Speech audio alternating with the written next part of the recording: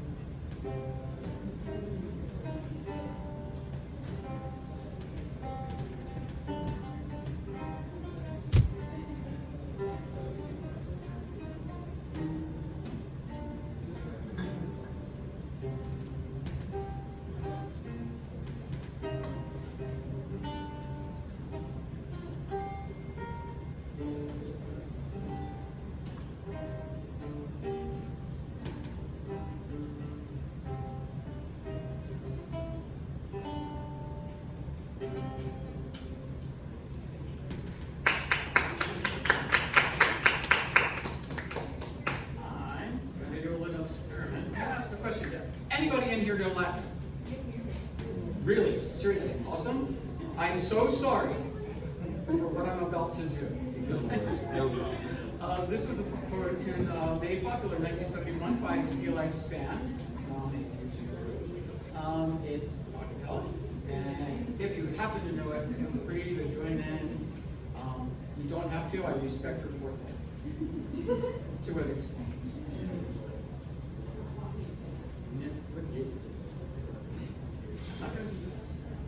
Not judging. Gaudete, gaudete, Christus es natus, ex Maria Virgine, gaudete. Gaudete, gaudete, Christus es natus, ex Maria Virgine, gaudete. Tempus astus gratiae, hoc ut optamus, Omnia letitia devotere domus. Gaudete, gaudete, Christus es natus, ex Maria Virgine, gaudete. Gaudete, gaudete, Christus es natus, ex Maria Virgine, gaudete. Deus homus factus est natura mirante, mundus renovatus est a Christo regnante. Gaudete, gaudete, Christus es natus, ex Maria Virgine, gaudete. Gaudete, gaudete, Christus es natus, ex Maria Virgine, gaudete. Egilius potat, Pater paras irtur, unde lux exortat, salus invenitur. Gaudete, gaudete, Christus es natus, ex Maria Virgine, gaudete. Gaudete, gaudete, Christus es natus, ex Maria Virgine, gaudete. Last one. Rogo nostro candio, sale panem nostro, benedicat Dominus, salus Regi nostro. Gaudete, gaudete, Christus et natus, ex Maria Virgine, gaudete, gaudete, gaudete, Christus es natus, ex Maria Virgine gaudete.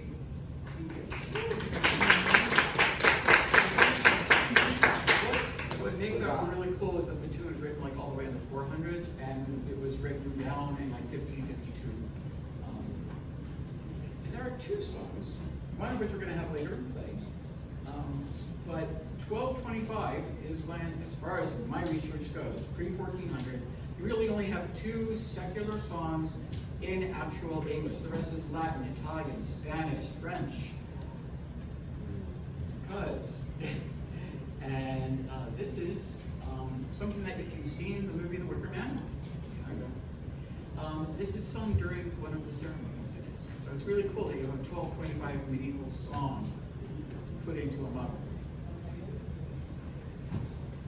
Summer is a coming and lively sing cuckoo, grow with seed and blow with meat and spring up a wood anew. Sing cuckoo, you with bleedeth after lamb, low without the calf, cow, bullock serveth buck for death, berry sing cuckoo. Summer is a coming and loudly sing cuckoo, grow with seed and blow with meat and spring up a wood anew. Sing cuckoo. So just one of those little things, and we can have songs that old and still have to use it.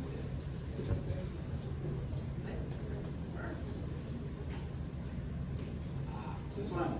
So, if you are familiar with Romeo and Juliet, the part where they wake up from their wedding night and they have this little talk about the lark in the morning and it's a nightingale. There's another line in there where it's called, they refer to the hunt, or the hunt is up. And this is that tune. This is also from Jane Pickering.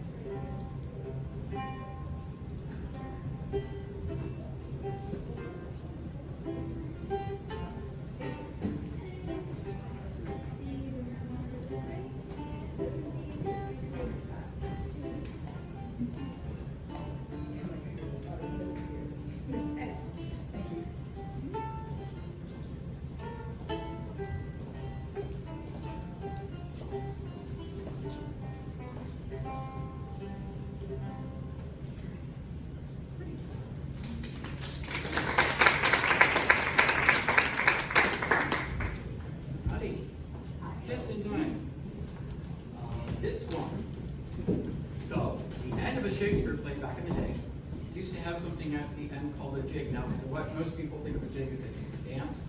This was actually more like a skit or a dance that was just like to cap off the end of the play, saying, hey, it's time to go home. So, one of Shakespeare's cohorts, William Kemp, was usually the clown that played Falstaff, and sometimes he played Hamlet. Anyway, he did this stunt, where he did a 9 days wonder. He did the Morris dance, all the way from Stratford-upon-Avon to Nottinghamshire. It actually took him 23 days because he stopped for beers.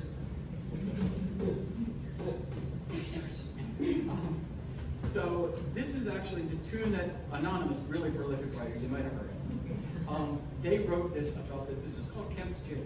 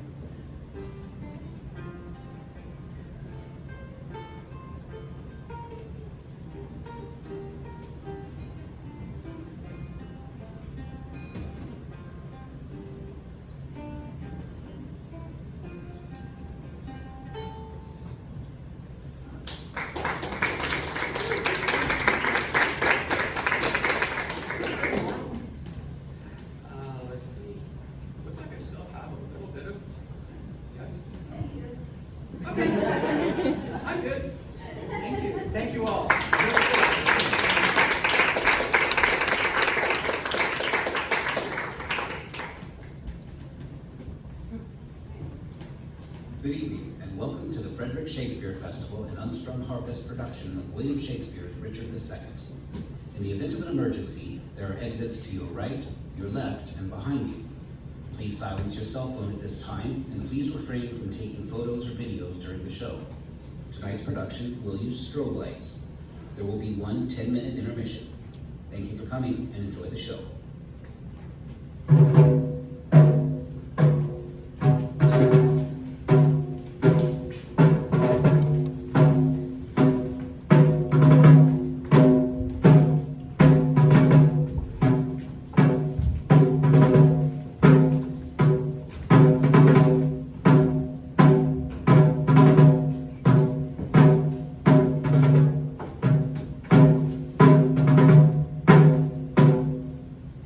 Old John of Gaunt, time-honored Lancaster, hast thou, according to thy oath and band, brought hither Henry Hereford, thy bold son, here to make good the boisterous late appeal against the Duke of Norfolk, Thomas Mowbray? I have, my liege. Then call them to our presence.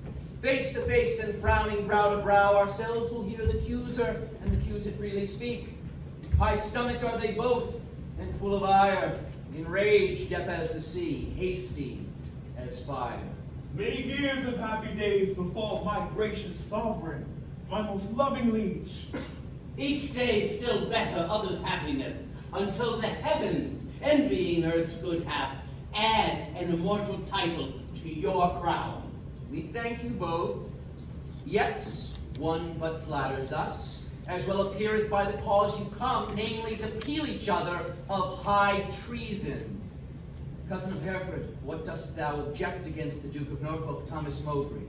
First, heaven be the record to my speech, in the devotion of a subject's love, tendering the precious safety of my prince, and free from other misbegotten hate. Come I appellant to this princely presence. Now, Thomas Mowbray do I turn to thee, and mark my greeting well, for what I speak, my body shall make good upon this earth, or my divine soul answer it in heaven. Thou art a traitor and a miscreant, too good to be so, and too bad to live. Once more, the more to aggravate the note, with a foul traitor's name, stuff I thy throat, and wish, so please my sovereign ere I move. When my tongue speaks, my right drawn sword may prove.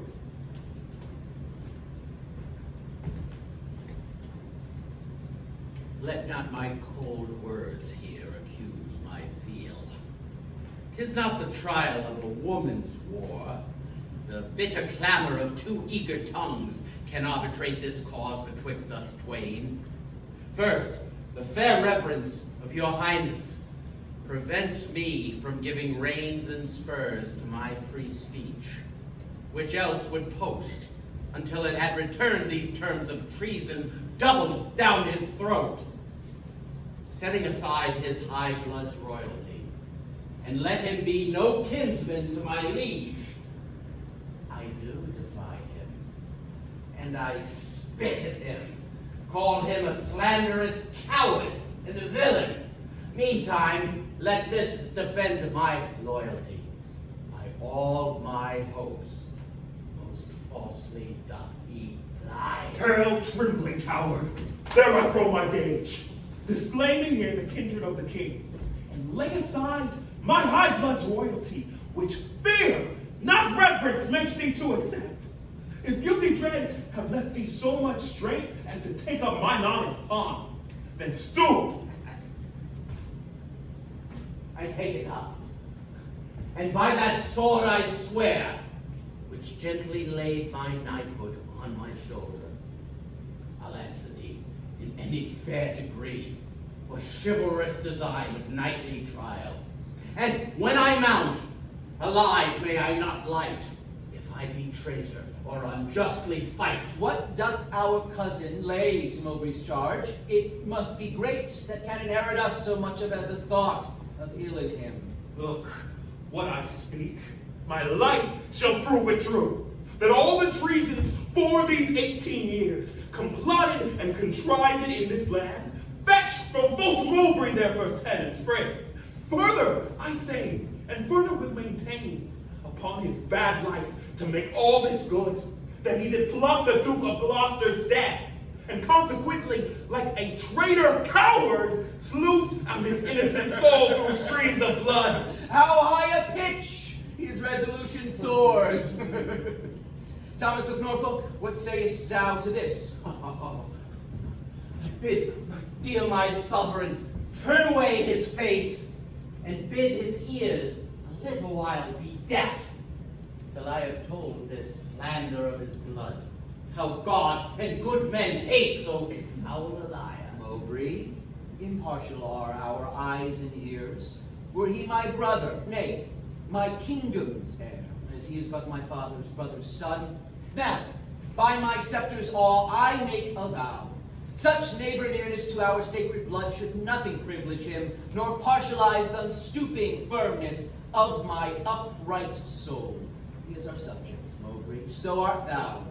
Free speech and fearless eye to thee allow. Then, Bolingbroke, as low as to thy heart, up through the false passage of thy throat, thou liest. Now, swallow down that lie.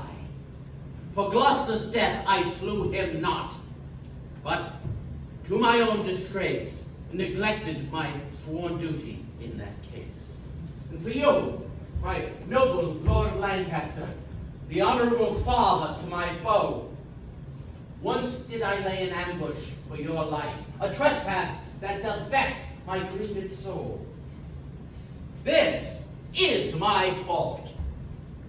As for the rest appealed, it issues from the rancor of a villain, a recreant and most degenerate traitor, which of myself I boldly will defend, and interchangeably hurl down my gage upon this overweening traitor's foot, to prove myself a loyal gentleman, even in the best blood chamber in his bosom. Wrath-kindled gentlemen, be ruled by me. Let's purge this collar without letting blood.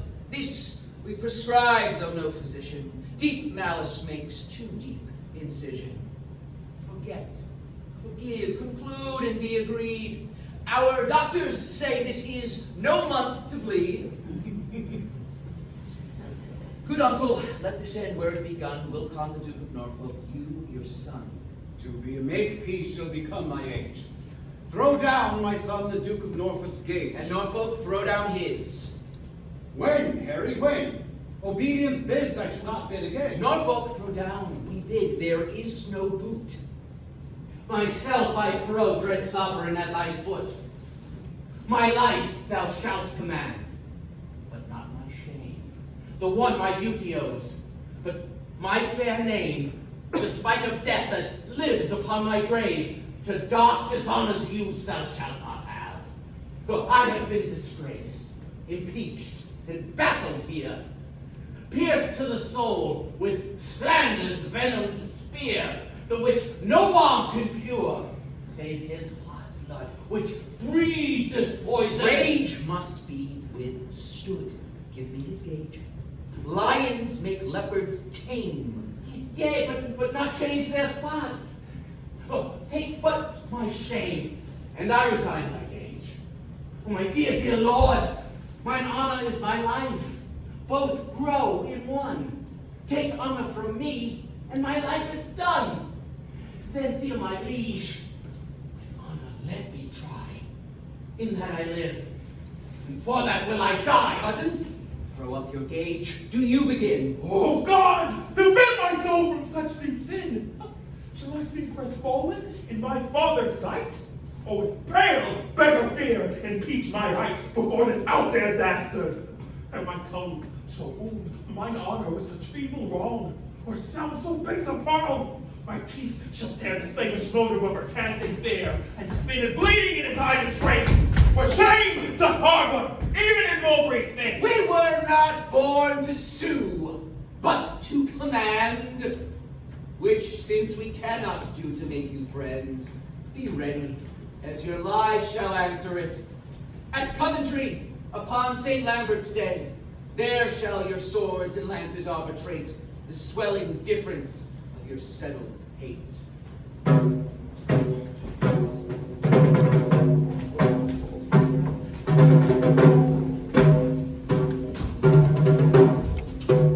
Alas, the part I had in Gloucester's blood doth more solicit me than your exclaims to stir against the butchers of his life. But since correction lieth in those hands which did the wrong, that we cannot correct, put we our quarrel to the will of heaven, who when they see the time is ripe on earth, will rain hot vengeance on offenders' heads. Finds brotherhood in thee no sharper spur? Hath love in thy old blood no living fire? Edward's 7 sons, whereof thyself art one, were his 7 vials of his sacred blood. But Thomas, my dear lord, my life, my Gloucester, 1 vial full of Edward's sacred blood was cracked, and all his precious liquor spilled. Oh, God, his blood was thine. Yet art thou slain in him, thou dost consent in some large measure to thy father's death, and that thou seest thy wretched brother die, who was the very model of thy father's life. Call it not patience, God, it is despair.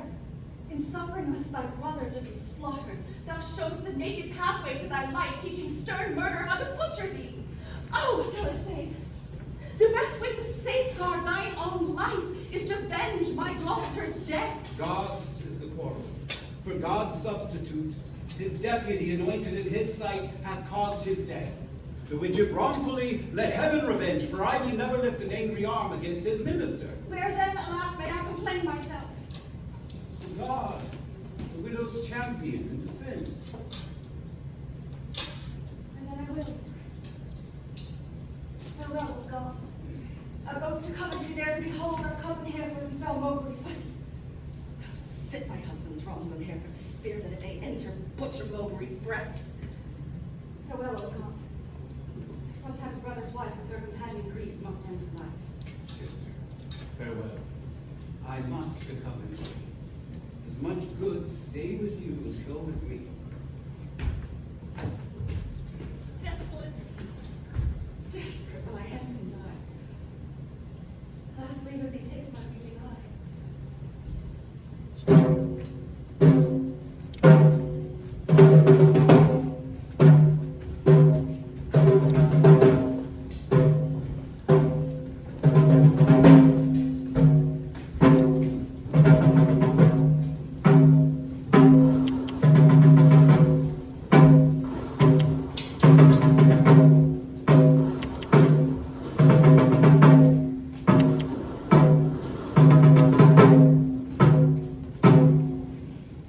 My name is Thomas Mowbray, Duke of Norfolk, who hither come engaged by my oath, which God defend a knight should violate, both to defend mine honor and truth before my God, my king, and my succeeding issue, against the Duke of Hereford that appeals me, and by the grace of God and this mine arm, to prove him in defending of myself, a traitor to my God, my king, and me.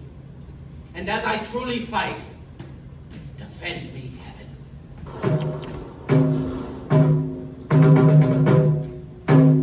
Mary of Hereford, Lancaster, and Derby am I, who ready here do stand in arms to prove, by God's grace and my body's valor, enlist on Thomas Mowbray, Duke of Norfolk, that he is a traitor, foul and dangerous, to God of heaven, King Richard, and to me.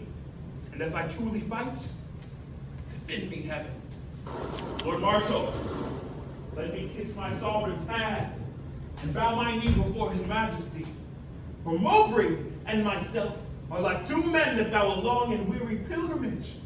Then let us take a ceremonious leave and loving farewell of our several friends. We will descend and fold him in our arms. Cousin of Hereford, as thy cause is right, so be thy fortune in this royal fight. Farewell, my blood, which if today thou shed, lament we may, but not revenge thee dead. Oh, let no noble eye profane a tear for me. if I be gored by Mowbray's spear. My loving lord, I take my leave of you, not sick, although I have to do with death, but lusty, young, and cheerily drawing breath. Approve unto mine armor with thy prayers, and with thy blessings steel my true sword's point, that it may enter Mowbray's waxen coat, and furbish new the name of John of Gaunt, even in the lusty behavior of his son. God and thy good cause make thee prosperous. Be swift like lightning in the execution, and let thy blows doubly redouble and fall like amazing thunder on the casque of thy adverse, pernicious enemy. Rouse up thy youthful blood, be valiant, and live. My innocency in St. George to thrive.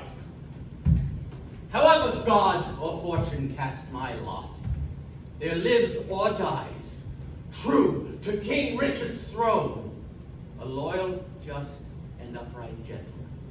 Most mighty liege and my companion peers, take from my mouth the wish of happy years. As gentle and as jocund as to jest, go I to fight. Truth hath a quiet rest. Farewell, my lord. Securely I espy virtue with valor, couched in thine eye. Order the trial, marshal, and begin. Henry of Hereford, Lancaster and Derby receive thy sword, and God defend the right. Strong in the towering hope, I cry amen. Sound, drums, as the war commends. No! The king hath thrown his warder down. Let them return back to their sides again, withdraw with us, and let the Senate sound while we return these dukes what we decree.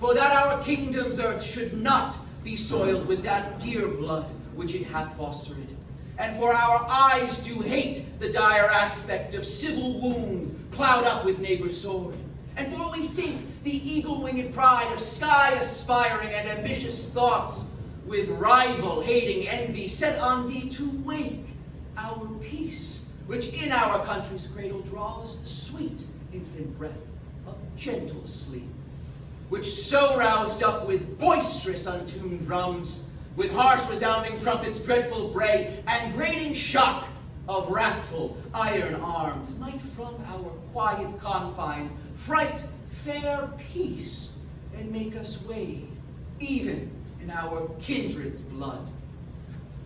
Therefore, we banish you our territories. You, cousin Hereford, upon pain of life, till twice 5 summers have enriched our fields, shall not breed our fair dominions, but tread the stranger paths of banishment. Your will be done. This must not comfort me, so the warmth you here shall shine on me, and those his golden beams to you have lent, so point on me and gild my banishment. Norfolk, for thee remains a heavier doom, which I with some unwillingness pronounce. This sly, slow hour shall not determinate the dateless limit of thy dear exile. The hopeless word of never to return bring I against thee, upon pain of life. A heavy sentence, my most sovereign liege, and all unlooked for from your highness's mouth. No, a dearer merit, not so deep a maim as to be cast forth into this common air. Have I deserved it in your highness's hands? This language I have learned these 40 years, my native English, now I must forego. And now my tongue is to me no more use than an unstringed viol or a harp. I am too old to fawn upon a nurse, too far in years to be a pupil now. What is thy sentence then? But speechless death, which robs my tongue from breathing native breath. It boots thee not to be compassionate. After our sentence, planing comes too late. Then thus I turn me from my country's light to dwell in silent shades of endless night. Return again, Huh? and take an oath with thee. Lay on our royal scepter banished hands. Swear by the duty that you owe to God. Our part therein we banish with yourselves to keep the oath that we administer. You never shall, so help you truth and God, embrace each other's love and banishment, nor never look upon each other's face, nor never write, regreet, nor reconcile this lowering tempest of your homebred hate, nor never by advice or purpose meet to plot, contrive, or complot any ill against us, our state, our subjects, or our land. I swear. And I, to keep all this,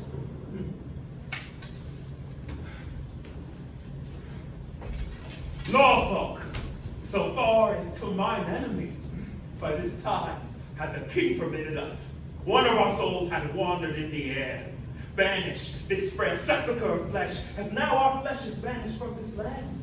Confess thy treasons ere thy fly the realm, since thou hast far to go. Bear not along the clogging burden of a guilty soul. no, Bolingbroke. If ever I were traitor, my life be blotted from the book of life, and I from heaven banished as from hence. But what thou art, God, thou and I do know. And all too soon, I fear, the king shall rue. Farewell, my liege. Now, no way can I stray. Safe back to England, all the world's my way. Uncle, even in the glasses of thine eyes I see thy grieved heart. Thy sad aspect hath from the number of his banished years plucked 4 away. 6 frozen winters spent, return with welcome, home from banishment. How long a time lies in one little word.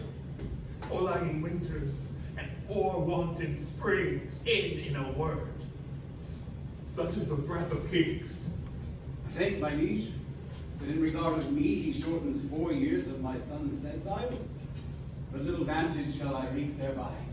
For ere the 6 years that he hath to spend can change their moons and turn their times about, my oil dry lamp and tiny ways of light will be extinct with age and endless night. My inch of taper will be burnt and done, and blindfold death not let me see my son. Why, uncle, thou hast many years to live. But not a minute, king, that thou canst give. Shorten my days thou canst with sullen sorrow, and pluck nights from me, but not lend the morrow. Thou canst help time to furrow me with age, but stop no wrinkle in its pilgrimage. Thy word is current with him for my death, but dead, thy kingdom cannot buy my breath. Thy son is banished upon good advice, whereto thy tongue a party verdict gave. Why at our justice seems thou then to lour? Things sweet to taste, proven digestion sour. You urged me as a judge, but I had rather you had bid me argue like a father. Oh, had it been some stranger, not my child, to smooth his fault, I should have been more mild. A partial slander sought I to avoid, and in the sentence, my own life destroyed. Cousin, farewell, and uncle, bid him so. 6 years we banish him, and he shall go.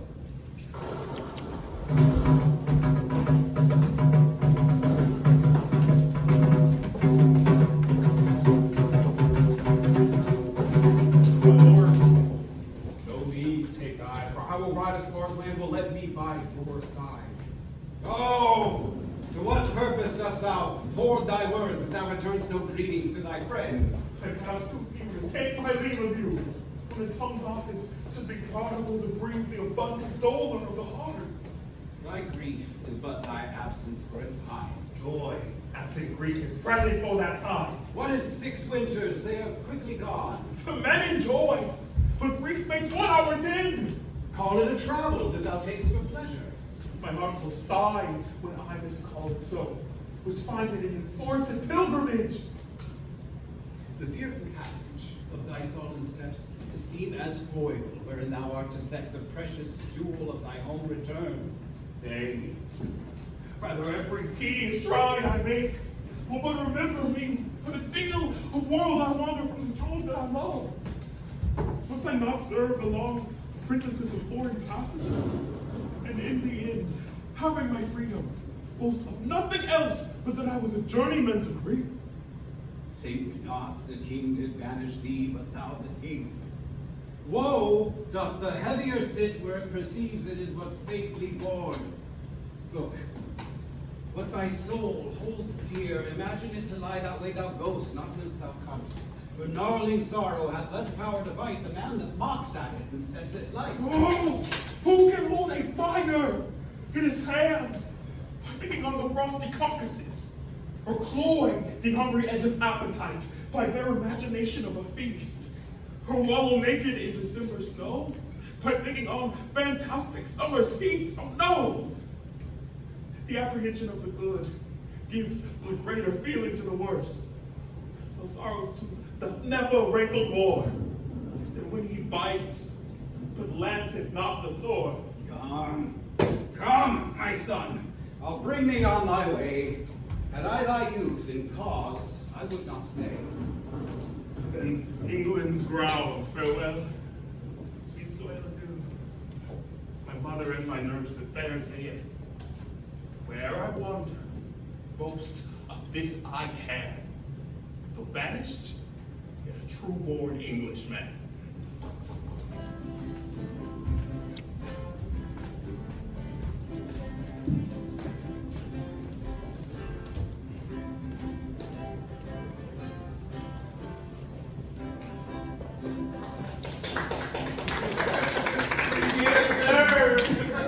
Oh, Cousin O'Marl, how far brought you High Hereford on his way? I brought High Hereford, if you call him so, but to the next highway, and there I left him. And say, what store of parting tears were shed? Faith none for me, except that the northeast wind did blow bitterly on our face, awaked the sleeping room, and so by chance did grace our hollow parting with a tear. What said our cousin when you parted with him? Farewell. And for my heart disdained that my tongue should so profane the word that taught me craft to counterfeit the oppression of such grief. That word seemed buried in my sorrow's grave. Mary, would the word farewell have lengthened hours or added years to his short banishment? He should have had a volume of farewells, but since it would not, he had none of me. He is our cousin. Cousin?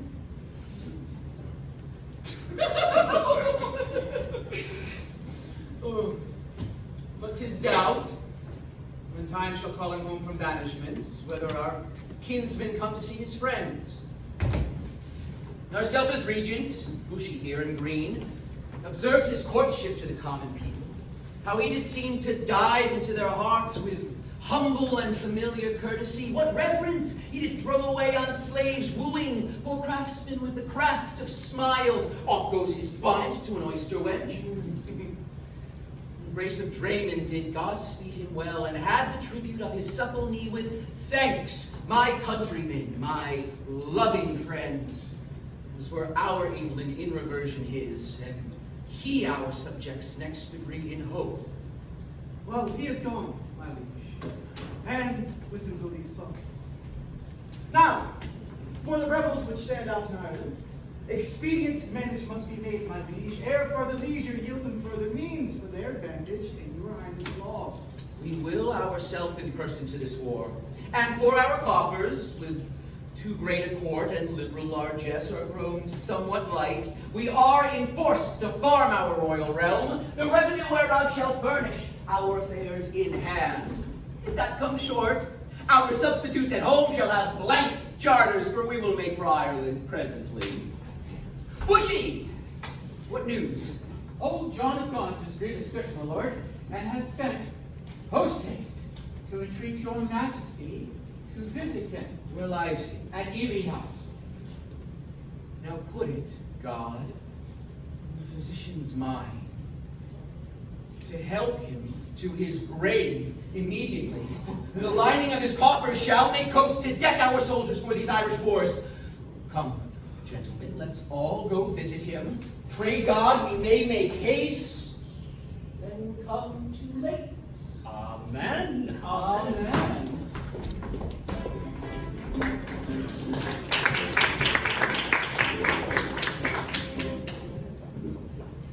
Will the king come, that I may breathe my last and wholesome counsel to his unstayed youth? Vex not yourself, nor strive not with your breath, for all in vain comes counsel to his ear. Oh, but they say the tongues of dying men enforce attention like deep harmony. Where words are scarce, they are scarcely spent in vain, for they breathe truth that breathe their words in pain. Though Richard my life's counsel would not hear, my death's sad tale may yet undeaf his ear. No, 'tis blocked with other flattering sounds, with phrases of whose taste the wise are fond, lascivious meters to whose venom sound the open ear of youth doth always listen. Where the world thrust forth of vanity, so it be new, there's no respect how vile it is not quickly buzzed into his ears. And all too late comes counsel to be heard, where will doth mutiny with wit's regard. Direct not he whose way himself will choose, 'tis breath thou lackst, and that breath wilt thou lose. Methinks I am a prophet, new inspired, and thus expiring do foretell of him. His rash, fierce blaze of riot cannot last, for violent fires soon burn out themselves. This royal throne of kings, this sceptred idol, this earth, its majesty, the seat of Mars, this other Eden, demi-paradise, this fortress, built by nature for herself against infection in a hand of war, this happy breed of men, this little world, this precious stone set in a silver sea, this blessed plot, this earth, this realm, this England, this nurse, this teeming womb of royal kings, feared by their breed and famous by their birth, this land of such dear souls, this dear, dear land, dear for her reputation through the world, is now leased out. I die pronouncing it, like to a tenement or a pelting farm. England bound in with the triumphant sea, whose rocky shore beats back the envious siege of watery Neptune, is now bound in with shame, with inky blots and rotten parchment bonds. That England that was wont to conquer others hath made a shameful conquest of itself. Oh, that scandal vanished with my life. How happy then were my ensuing death. The king is come, deal mildly with his youth, for young hot colts being raged do rage the more.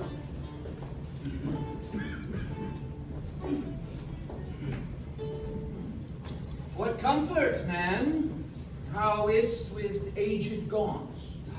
Oh, how well that name befits my composition.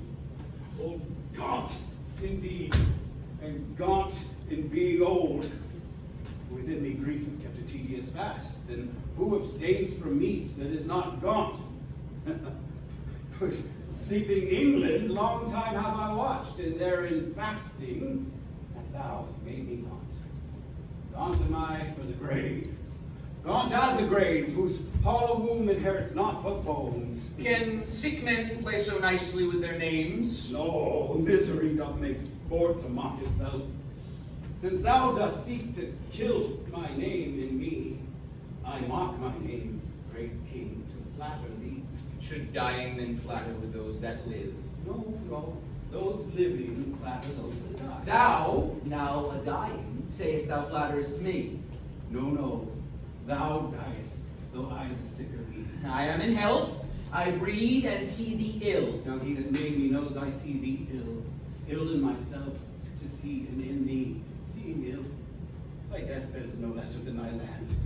now liest in reputation sick. And thou, too careless patient as thou art, commits thy anointed body to the cure of those physicians that first wounded thee. 1,000 flatterers sit within thy crown, whose compass is no bigger than thy head. Oh, had thy grandsire with a prophet's eye seen how his son's son would destroy his sons, from forth thy reach he would have laid thy shame, deposing thee before thou art possessed, which art possessed now to depose thyself. Why, cousin, wert thou regent of the world, it were a shame to let this land by lease. Landlord of England art thou now, not king.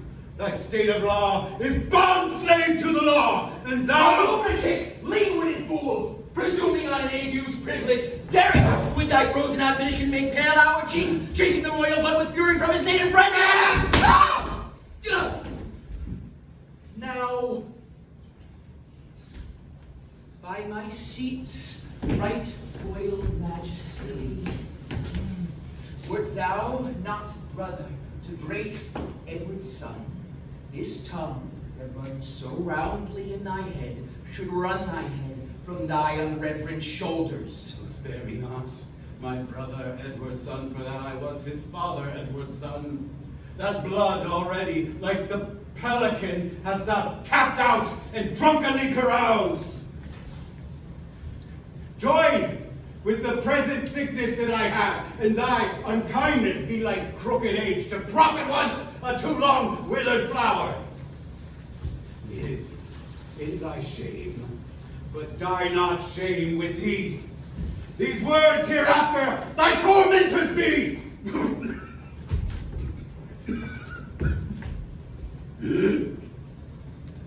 Convey me to my bed, and to my grave. Love they to live that love and honor have. And let them die that age and sullens have, for both hast thou, and both become the grave. I do beseech your majesty, impute his words to wayward sickliness and age from him. He loves you all my life and holds you dear as Harry Duke of Hereford were he here. Right. You say true.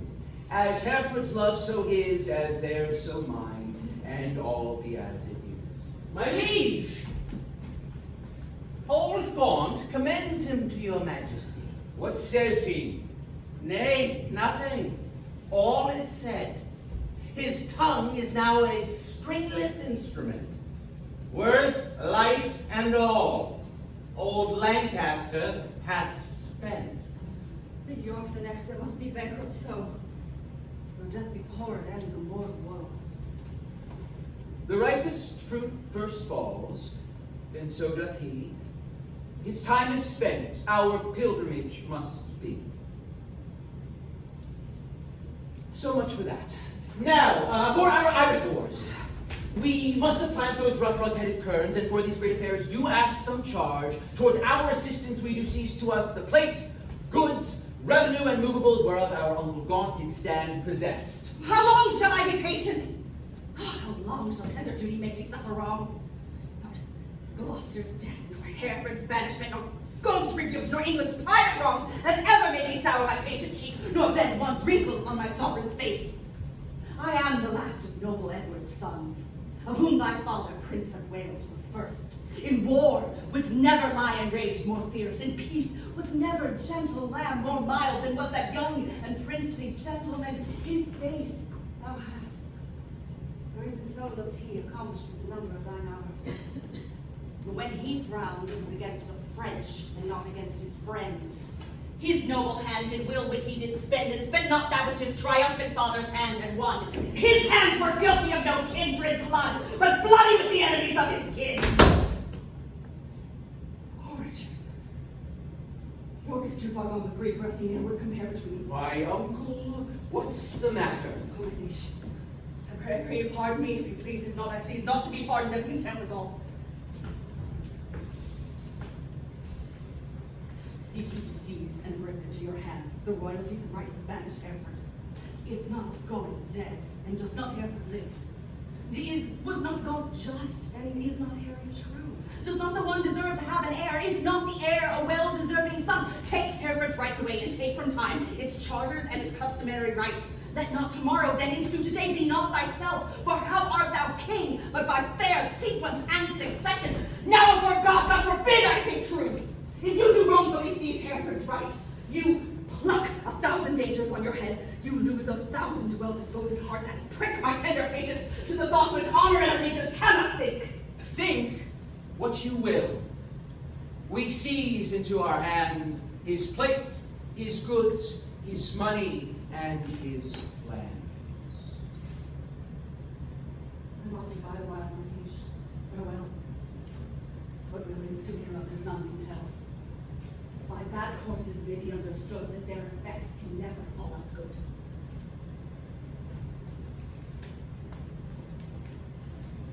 Tomorrow next, we move for Ireland, and 'tis time, I trow. And we create in absence of ourself our Uncle York, Lord Governor of England, for he is just and always loved us well.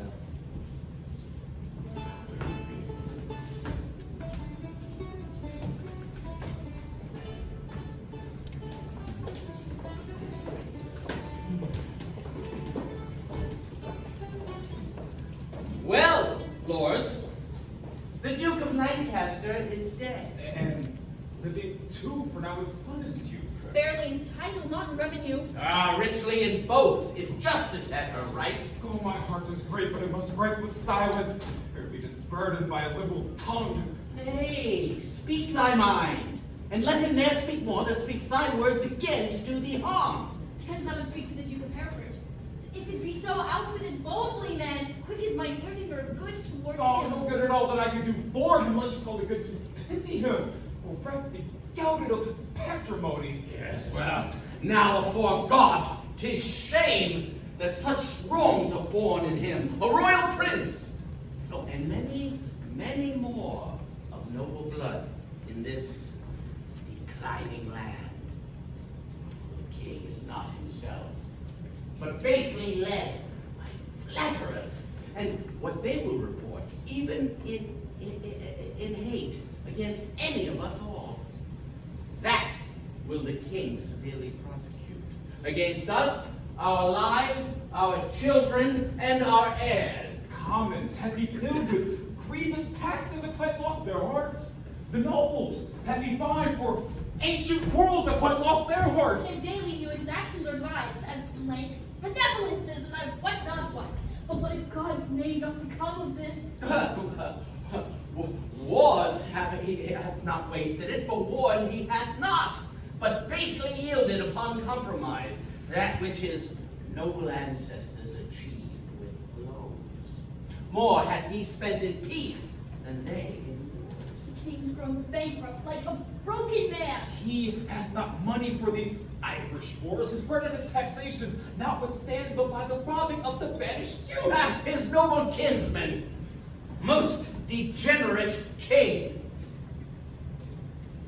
But lords, we hear this fearful tempest sing, but see we no shelter to avoid the storm? Not so. Even through the hollow eyes of death, I spy life peering. But yet I dare not say how soon the tidings of our comfort is. Nay, better share thy thoughts as thou dost ours. And be confident to speak, Northumberland. We three are but thyself, and speaking so, thy words are but his thoughts. Therefore be bold. Then thus, I have received intelligence that Harry, Duke of Hereford, with 8 tall ships, 3,000 men of war, is making hither with all due expedience, and shortly means to touch our northern shore. If then we shall shake off this slavish yoke, redeem from broken pawn the blemished crown, and make high majesty appear like itself, away with me in post to Ravensburg. But if thou feignst as fearing to do so, stay and be secret, and I myself will go. To horse, to horse! There's doubts to them that fear. Hold out my horse, and I will first be there.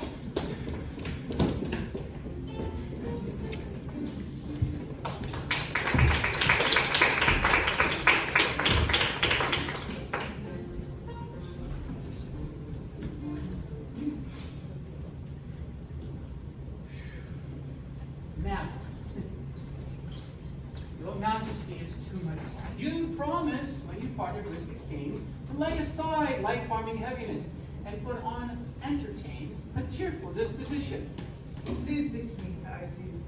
To please myself, I cannot do it. Yet I know no cause why I should welcome such a guest as grief, save bidding farewell to so sweet a guest as my sweet Richard. Yet again, methinks some unborn sorrow, ripe in fortune's womb, is coming towards me, and my inward soul with nothing trembles at some thing. It grieves more than with parting from my lord the king. Each substance of a grief hath 20 shadows, which seems like grief itself, but is not so. Therefore, sweet Majesty, thrice gracious Queen, more than your lord's departure, weep not. More is not seen, or if it be, 'tis with false sorrow's eye, which for things true weeps things imaginary. It may be so. But yet my inward soul persuades me it is otherwise. However it be, I cannot but be sad. So heavy, sad as go on thinking on no front, I think, meets me with heavy nothing, faint and shriek. Thank you, Majesty, and well, my gentlemen, I hope the king is not a chip iron. Why hopest thou so? 'Tis better for he is, for his designs crave haste, his haste good hope. Then wherefore dost thou hope he is not sheep? That he, our hope, might have retired his power, and driven to despair an enemy's hope who strongly has set footing in his land. The banished Bolingbroke repeals himself, and with uplifted arms is safe arrived at Ravensburg. Now God in heaven forbid! Aye, madam, 'tis too true. And that is worse.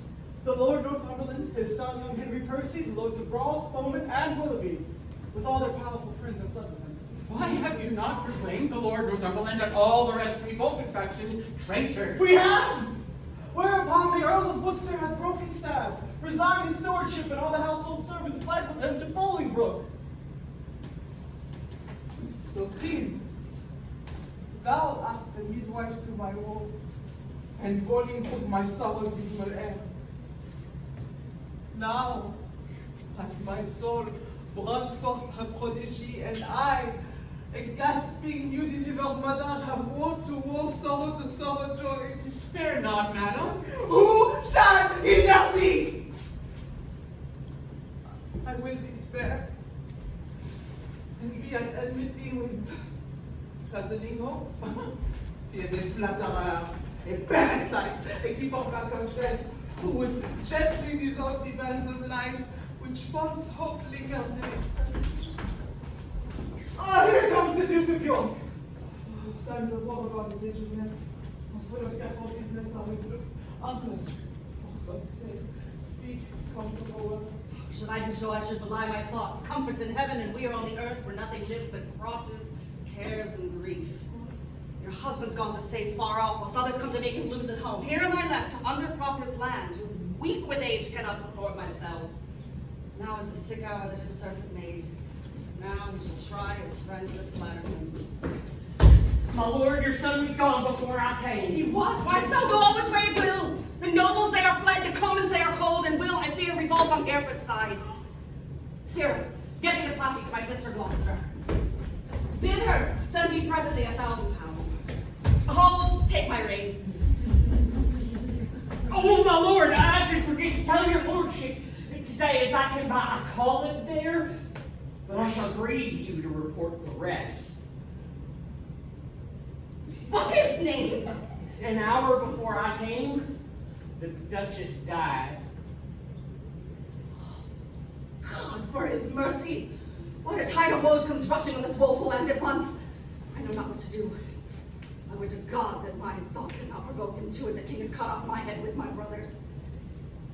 What have I no post dispatched to Ireland? How should we do for money for these wars? Come, sister, cousin, I say, I pray you pardon me. Fellow, get thee home. Gather up the carts, bring about the armor that is there. Gentlemen, will you go muster men? If I tell you I know how or which way to order these affairs, thus thrust disorderly into my hands, never believe me. Both are my kinsmen. The one my sovereign, whom oath and duty bids defend. The other again is my kinsman, whom the king did wrong, whom conscience and my kinsman do right. Somewhat we must do. Come, cousin, I'll dispose of you. Gentlemen, muster up your men and meet me presently at Barclay. Should the flashy tube of time does not permit, all is uneven and everything left at 6 and 7s.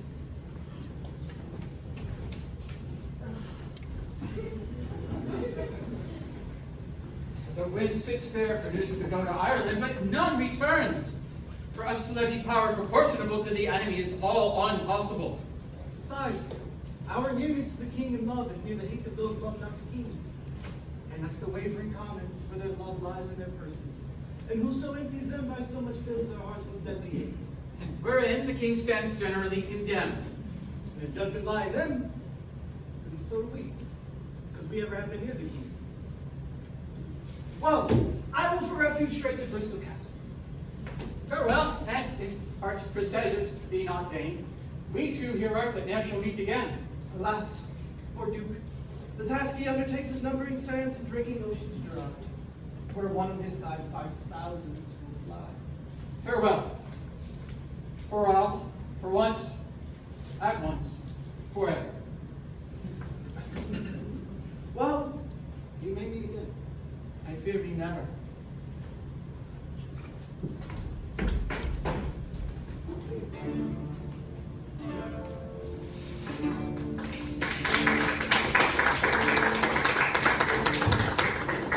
How far is it, my lord, to Barclay now? Believe me, noble lord, I am a stranger here in Gloucestershire. These high, wild hills and rough, uneven ways, draw out miles, makes them wearisome. Oh, and yet, your fair discourse hath been as sugar, making the hard ways sweet and delectable. Of much less value is my company than your good words. But who comes here? Tis my son, young Harry Percy, sent from my brother Worcester from whensoever. Harry, how fares your uncle? I thought to have learned his health of you. Why, is he not with the queen? And oh, my good lord, he hath forsook the court, broken his staff of office, and dispersed the household of the king. What was his reason? He was not so resolved when last we spake together. Because your lordship was a plain traitor. But he, my lord, has gone to Ravensford to offer service to the Duke of Hereford, and sent me over by Barclay to discover what power the Duke of York had levied there. Then with directions to prepare to Ravensford. Have you forgot the Duke of Hereford, boy? No, my good lord, for that is not forgotten, which ne'er I did remember. To my knowledge, I never in my life did look on him. Well, then learn to know him now. This is the Duke. My gracious lord, I tender you my service. Such as it is, being tender, raw and young, which elder days shall ripen and confirm to more improving service and indeserted. I thank thee, gentle Percy, and be sure, I count myself in nothing else so happy as in the soul remembering my good friends. My heart is come to base, my hand thus seals it. Now, how far is it to Barclay? And, what stir keeps good old York there with his men of war? There stands the castle by young tuft of trees, manned with 300 men as I've heard, and in it are the lords of York, Barclay, and Seymour, none else of name and noble estimate. And here come the lords of Ross and Willoughby, bloody with spurring and fiery red with haste. Welcome, my lords. I will true love pursues a banished traitor, while my treasury is yet but unfelt thanks, which more rich shall be the love and labor's recompense. Your presence makes us rich, most noble lord. And far surmounts our labor to attain it. Evermore thanks. The exchequer of the poor, which, till my infant fortune comes to year, stands for my bounty. Who comes here?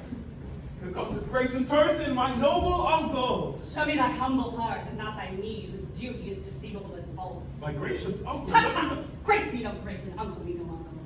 I am no traitor's uncle, and that word grace in an ungracious mouth is but profane. Why those banished and forbidden knights dare touch the poor dust of England's ground? Comes thou because the anointed king is hence. Foolish boy. The king is left behind, and in my loyal bosom lies his power. For I am the lord of such high youth. Oh, how quickly should this arm of mine, now prisoner to the palsy, chastise thee and minister correction to thy fault. As I was banished Hereford. But as I come for Lancaster. Is that my cousin king, be king of England? It must be granted I am Duke of Lancaster. My father's goods are all distrained and sold, and these and all are all amiss employed. What would you have me do? I'm a subject, and I challenge law.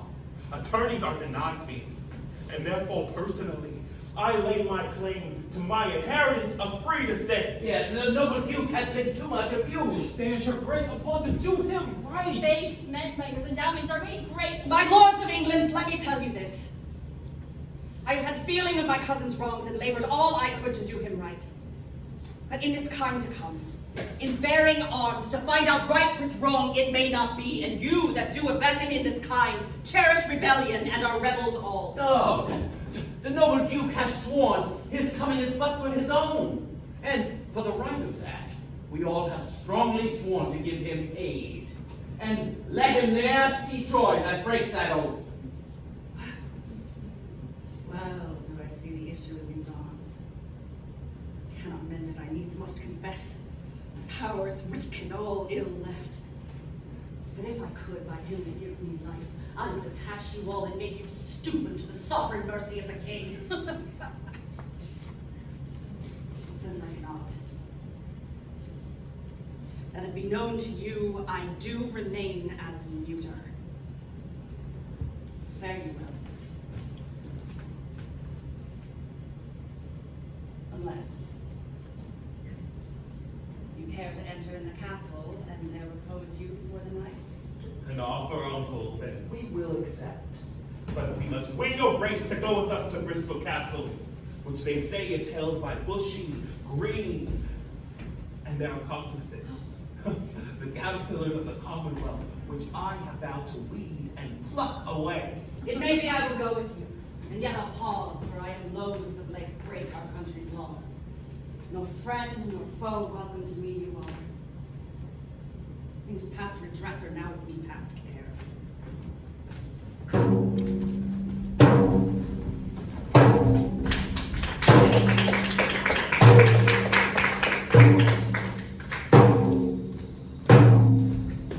My lord of Salisbury, we have stayed 10 days and hardly kept our countrymen together. And yet we hear no tidings of the king, therefore we will disperse ourselves. Farewell. Stay, yet another day, thou trusty Welshman.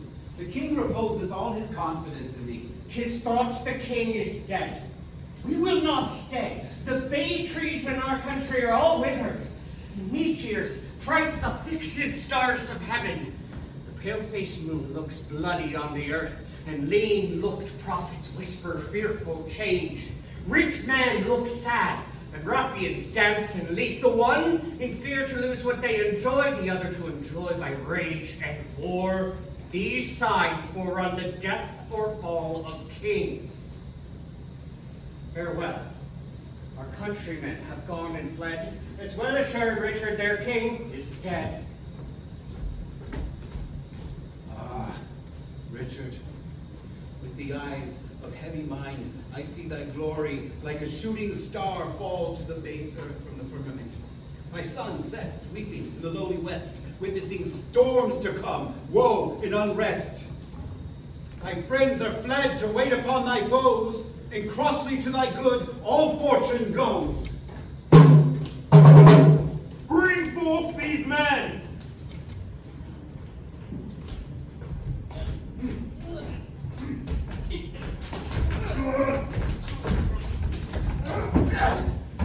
Bushy and Green, I will not vex your souls, since presently your souls must part your bodies.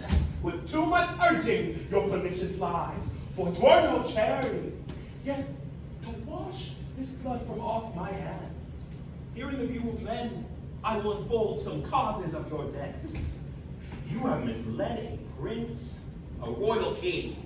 Myself, a prince, by fortune of my birth, near to the king in blood, and near in love, till you did make him misinterpreting. Have stooped my neck under your injuries, eating the bitter bread of banishment, whilst you have fed upon my seigneuries. This, and much more, much more than twice all this condemns you to the death. See them delivered over to execution and the hand of death. More welcome is the stroke of death to me than Bolingbroke to England. Flirt, farewell. My comfort is that heaven will take our souls and bring justice with the pains of hell. My lord Northumberland, see them dispatched. Come, lords, away a while to work, and after holiday.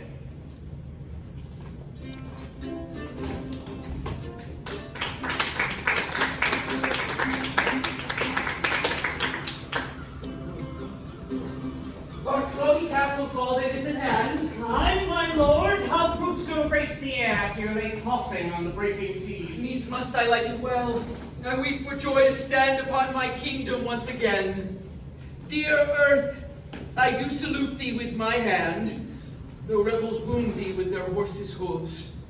As a long-parted mother with her child plays fondly with her tears and smiles in meeting, so weeping, smiling, greet I thee, my earth, and do thee favors with my royal hands. Feed not thy sovereign's foe, my gentle earth, and when they from thy bosom pluck a flower, guard it, I pray thee, with a lurking adder whose double tongue may with a mortal touch throw death upon thy sovereign's enemies. Mock not my senseless conjuration, lords. This earth shall have a feeling, and these stones prove armed soldiers, ere their native king shall falter under foul rebellion's arms. Fear not, my lord. That power that made you king, and power to keep you king in spite of all.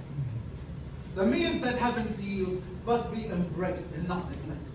Else, if heaven would, and we will not, heaven's offer we refuse, the profit means of succor and redress. He means, my lord, that we are too remiss, whilst Bolingbroke through our security grows strong and great in substance and in friends. Discomfortable cousin, knowst thou not that when the searching eye of heaven is hid behind the globe that lights the lower world, then thieves and robbers range abroad unseen, and murders and an outrage boldly here. But when from under this terrestrial ball he fires the proud tops of the eastern pines and darts his light through every guilty hole, then murders, treasons, and detested sins, the cloak of night being plucked from off their backs, stand bare and naked, trembling at themselves. So when this thief, this traitor Bolingbroke, who all this while hath reveled in the night, shall see us rising in our throne, the east, his treasons will sit blushing in his face, not able to endure the sight of day, but self-affrighted, tremble at his sin. Not all the water in the rough-root sea can wash the balm off from an anointed king. The breath of worldly men cannot oppose the deputy elected by the Lord. For every man that Bolingbroke hath pressed to lift shrewd steel against our golden crown, God for his Richard hath in heavenly pay a glorious angel. Then, if angels fight, weak men must fall, for heaven still guards the right. Oh, welcome, my lord. How far off lies your power? And nor near nor farther off, my gracious liege, than this weak arm. Discomfort guides my tongue, and bids me speak of nothing but despair. One day too late, I fear me, noble lord, hath clouded all thy happy days on earth. O call back yesterday, bid time return, and thou shalt have 12,000 fighting men. Today, unhappy day, too late, o'erthrows thy joys, friends, fortunes, and thy state. For all the Welshmen, hearing thou wert dead, are gone to Bolingbroke, dispersed and fled. Comfort, my liege. Why look so gray, so pale? But now the blood of 20,000 men did triumph in my face, and they are fled. Until so much blood thither come again, have I not reason to look pale and dead? All souls that will be saved, fly from my side, for time hath set a blot upon my pride. Comfort, my liege. Remember who you are. I have forgot myself. Am I not king? Awake, thou coward majesty, thou sleeps. Is not the king's name 20,000 names? Arm! Arm my name, a puny subject strikes at thy great glory. Look not to the ground, ye favorites of a king, are we not high? High be our thoughts. I know my uncle York hath power enough to serve our turn. Mine ear is open, and my heart prepared. The worst is worldly loss thou canst unfold. Say, is my kingdom lost? Why, 'twas my care, and what loss is it to be rid of care? Cry woe, destruction, ruin, and decay. The worst is death, and death will have his day. Glad am I that your highness is so armed to bear the tidings of calamity. Like an unseasonable stormy day, which makes the silver rivers drown their shores as if the world were all dissolved to tears. So high above his limits swells the rage of Bolingbroke, covering your fearful lands with hard, bright steel, and hearts harder than steel against your seat. Both young and old rebel, and all goes worse than I have power to tell. Too well, thou tell'st a tale so ill. What has become of Bushy? Where is Green? If we prevail, their heads shall pay for it. I warrant they've made peace with Bolingbroke. Peace have they made with him in deep battle. Oh, villains! Vipers, damned without redemption. Dogs easily won to fawn on any man. Snakes in my heart, blood warm that sting my heart. 2 Judases, each one twice worse than Judas. Again uncurse their souls, my lord. Their peace was made with heads and not with hands. Those whom you curse have felt the worst of death's destroying wound, and lie full low, prigged in the hollow ground. Are Bushy Green and all my consorts dead? Aye, all of them at Bristol lost their heads. Where is the Duke, my father, with his power? No matter where, of comfort no man speak. Let's talk of graves, of worms and epitaphs. Make dust our paper, and with rainy eyes write sorrow on the bosom of the earth. Let's choose executors and talk of wills. And yet not so. For what can we bequeath save our deposed bodies to the ground, our lands, our lives, and all our Bolingbroke's, and nothing can we call our own but death, and that small model of the barren earth which serves as base and cover to our bones. Oh, for God's sake, let us sit upon the ground and tell sad stories of the death of kings. Now some have been deposed, some slain in war, some haunted by the ghosts they have deposed, some poisoned by their wives, some sleeping killed, all murdered. For within the hollow crown that rounds the mortal temples of a king keeps death his court, and there the antic sits, scoffing his state and grinning at his pomp, allowing him a breath, a little scene to monarchize, be feared and kill with looks, infusing him with self and vain conceit, as if this flesh which walls about our life were brass impregnable. And humored thus, comes at the last, and with a little pin bores through his castle wall, and farewell, king. Cover your heads, mock not flesh and blood with solemn reverence. Throw away respect, tradition, form, and ceremonious duty, for you have but mistook me all this while. I live with bread, like you, feel want, taste grief, made friends. Subjected thus, how can you say to me I am a king? My lord, wise men ne'er sit and wail their woes, but presently prevent the ways to wail. To fear the foe, since fear oppresseth strength, gives in your weakness strength unto your foe, and so your follies fight against yourself. Fear and be slain, no worse can come to fight.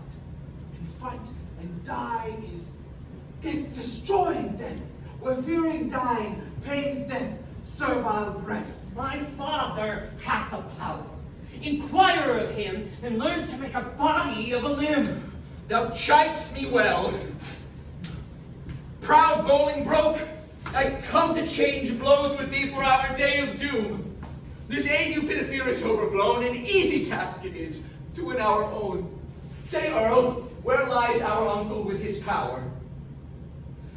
Speak sweetly, man, although thy looks be sour. I played the torturer by small and small to lengthen out the worst that must be spoken. Thy uncle York is joined with Bolingbroke. In all your northern castles yielded up, in all your southern gentlemen in arms upon his party. Thou hast said enough. Beshrew thee, cousin, which didst lead me forth of that sweet way I was into despair. What say you now? What comfort have we now? By God, I'll hate him everlastingly that bids me be of comfort any more. Go to Flint Castle, there I'll pine away. A king, woe's slave, shall kingly woe obey. That power I have, discharge, let no man speak again to alter this, for counsel is but vain. My liege, one word! He does me double wrong, that wounds me with the flatteries of his tongue. Discharge my followers, let them hence away. For Richard's night to Bolingbroke's fair day.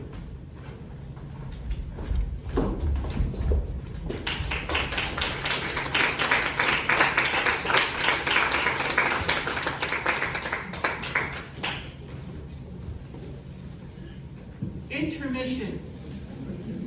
This will be about 10 minutes.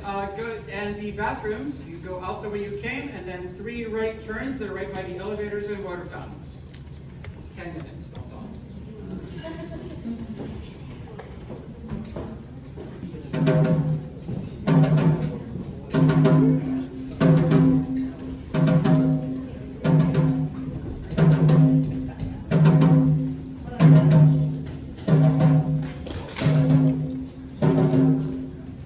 By this intelligence we learn the Welshmen are dispersed.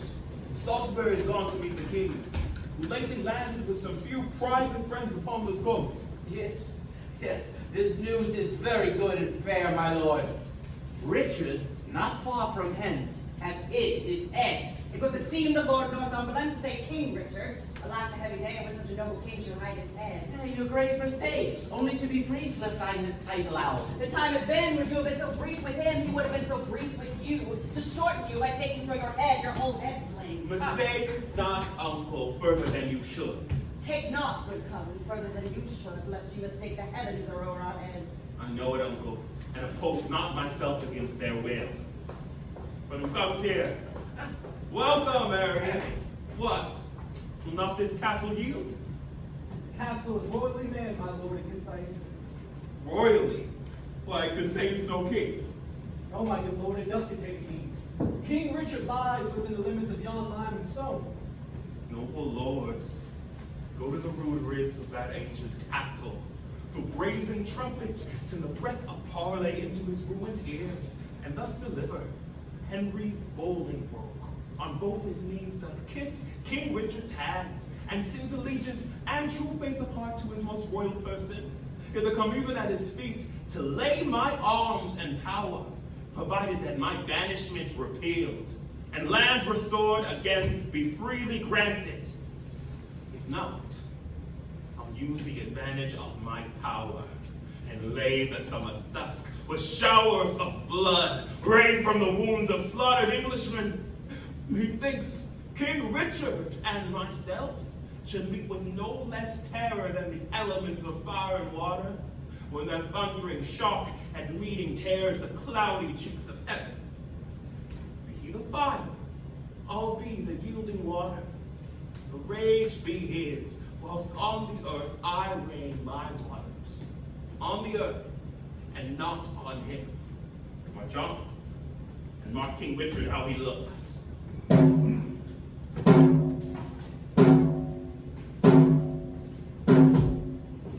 See, King Richard doth himself appear. Yet looks he like a king. Behold, his eye as bright as any eagle's, lightens forth controlling majesty. Alack, alack for woe, that any harm should stain so fair a show. We are amazed, and thus long have we stood to watch the fearful bending of thy knee. because we thought ourselves thy lawful king. And if we be, how dare thy joints forget to pay their awful duty to our presence?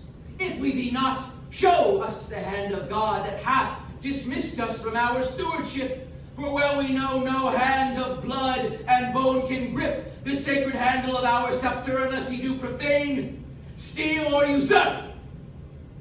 And though you think that all, as you have done, have torn their souls by turning them from us, and we are barren and bereft of friends, yet know, my Master, God omnipotent, is mustering in his clouds on our behalf armies of pestilence, and they shall strike your children yet unborn and unbegot, that lift your vassal hand against my head, and threat the glory of my precious crown. Tell Bolingbroke, for yonder methinks he stands, that every stride he makes upon my land is dangerous treason. He is come to open the purple testament of bleeding war, but ere the crown he looks for live in peace, 10,000 bloody crowns of mother's sons shall ill become the flower of England's face, change the complexion of her maid pale peace to scarlet indignation, and bedew her pastures' grass with faithful English blood. The King of Heaven forbid that our Lord the King should so with civil and uncivil arms be rushed upon. Oh, thy thrice noble cousin, Harry Bolingbroke, doth humbly kiss thy hand. And on that honorable tomb he swears, which stands on my royal grandsire's bones, his coming hither had no further reason than for his lineal royalties, and to beg enfranchisement immediate upon his knees, which, upon your royal party granted once, his glittering arms he will commend to rust, his bobbed steeds to stables, and his heart faithful service of your majesty. This swears he, as he is a prince, is just, and as I am a gentleman, I credit him. Northumberland, say thus, the king returns, his noble cousin is right welcome hither, and all the number of his fair demands shall be accomplished without contradiction. With all the gracious utterance thou hast, speak to his gentle hearing, kind commends. We do debase ourselves, cousin, do we not? To look so poorly and to speak so fair? Shall we call Northumberland back, and send defiance to the traitor, and so die? No, good my lord. Let us use gentle words till time unfriends, and friends their helpful swords. Oh God, that ere this tongue of mine that laid the sentence of dread banishment on yon proud man should take it off again with words of sooth. Oh, that I were as great as is my grief, or lesser than my name, or that I could forget what I have been and not remember what I must be now. Oh, swellst thou, proud heart! I'll give thee scope to beat, since foes have scope to beat both thee and me. Northumberland comes back from Bolingbroke. What must the king do now? Must he submit? The king shall do it. Must he be deposed? The king shall be contented. Must he lose the name of king? God's name. Let it go. I'll give my jewels for a set of beads, my gorgeous palace for a hermitage, my scepter for a palmer's walking staff, my subjects for a pair of guarded saints, and my large kingdom for a little grave. A little grave, an obscure grave, or I'll be buried in the king's highway, some way of common trade where subjects' feet may hourly trample on their sovereign's head, for on my heart they tread now whilst I live, and buried ones why not upon my head. Oh, Merle, oh, thou weeps, my tender-hearted cousin. Oh, we'll make foul weather with despised tears, or shall we play the wantons with our woes and make some pretty match with shedding tears? Two kinsmen digged their graves with weeping eyes. Would not this ill do well? Well, I see. I talk but idly and you laugh at me. Most mighty prince, my lord Northumberland, What says King Bolingbroke? Will his majesty give Richard leave to live till Richard die? You make a leg, and Bolingbroke says I. My lord, in the base court he doth attend to speak with you. May it please you to come down? In the base court? Base court where kings go base, to come at traitors' calls and to them grace. In the base court, come down, down court, down king, for night owls shriek where mountain larks should sing. What says his majesty? Well, sorrow and grief of heart makes him speak fondly like a frantic man, yet he is come. Stand all apart, and show fair duty to his majesty. My gracious lord. Fair cousin, you debase your princely knee to make the baser proud with kissing it. Me rather had my heart might feel your love than my unpleased eyes see your courtesy. Up, cousin, up.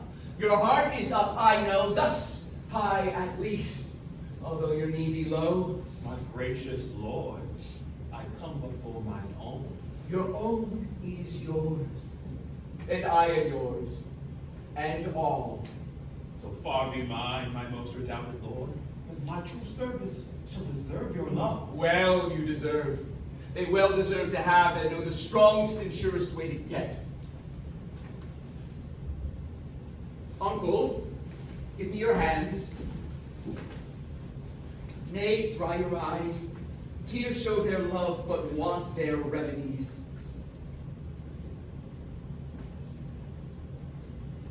Cousin, I am too young to be your father, though you are old enough to be my heir. What you will have, I'll give, and willing too. For do we must what force will have us do. Set on towards London, cousin, is so? Yea, my good lord. Then I must not say no.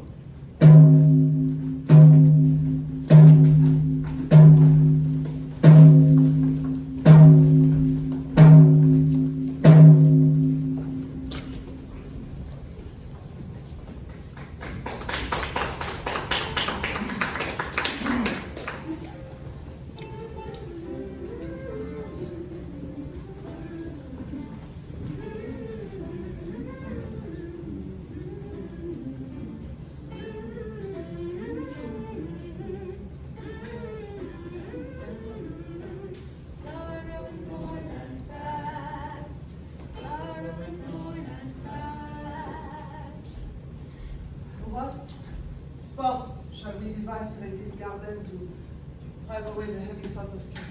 Madam will play at bowls. It will make me think that the world is full of robs and that my fortune rubs against the violence. Madam will dance.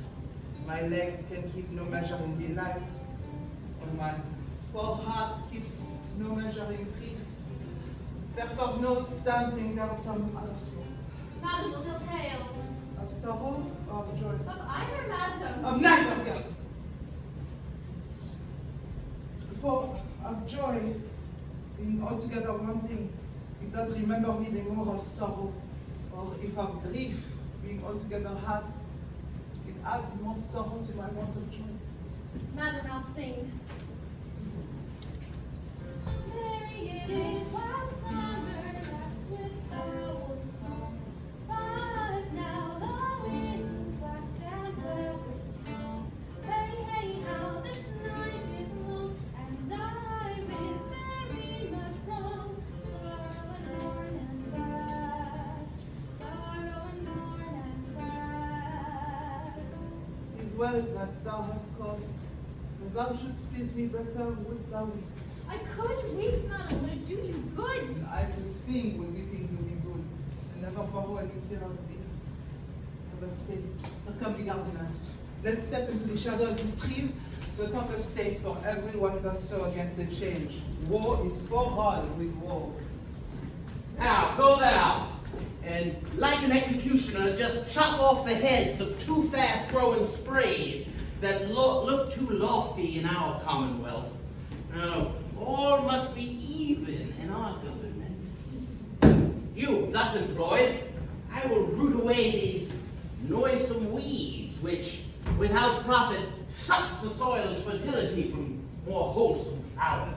Why should we, in the compass of pale, keep law and form in due proportion, showing as in a model our firm estate, when the seawall gardens, this whole land is full of weeds, her fairest flowers choked up, her knots disordered, and her wholesome herbs swarming with caterpillars. Hey, hold that peace. Look, he that hath suffered this disordered spring hath now himself met with the fall of leaf. Those weeds which his broad spreading leaves did shelter, that seemed in eating him to hold him up, well, they are all plucked up, root and all, by Bolingbroke. I mean, royal consort, bushy, green. What, are they dead? Why, they are. And Bolingbroke hath seized the wasteful king. Ah, what a pity is it that he had not so trimmed and dressed his land as we this garden. Superfluous branches we lop away, that barren boughs may live. Had he done so, he himself had borne the crown. The waste of idle hours hath quite thrown down. What, thinkst thou that the king should be deposed? Ha! Depressed he is already. And deposed, well, 'tis down he will be. Oh, letters came last night to a dear friend of the good Duke of York's that tell black tidings. Oh, I am pressed to death for want of speaking. Thou, O Adam's likeness, set to dress this garden. How dares thy harsh, good tongue sound this unpleasing news?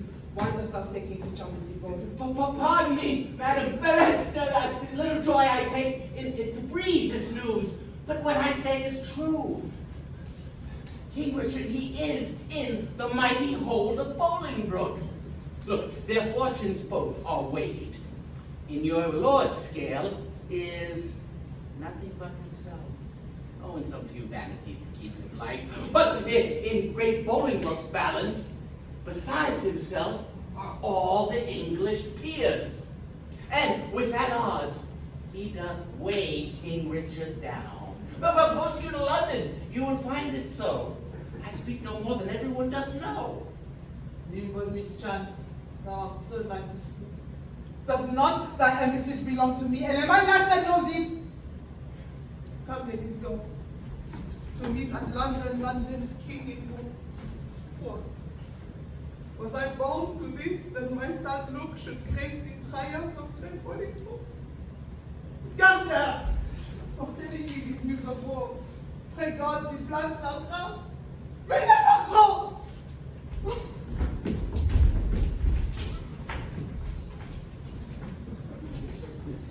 Poor queen. So that thy state would be no worse. I would my skill was subject to thy curse. Oh, look, here, she did fall a tear. Here, in this place, I'll set a bank of rue, the sour herb of grace. Rue, even for Ruth, shall shortly here be seen, in the remembrance of a weeping queen.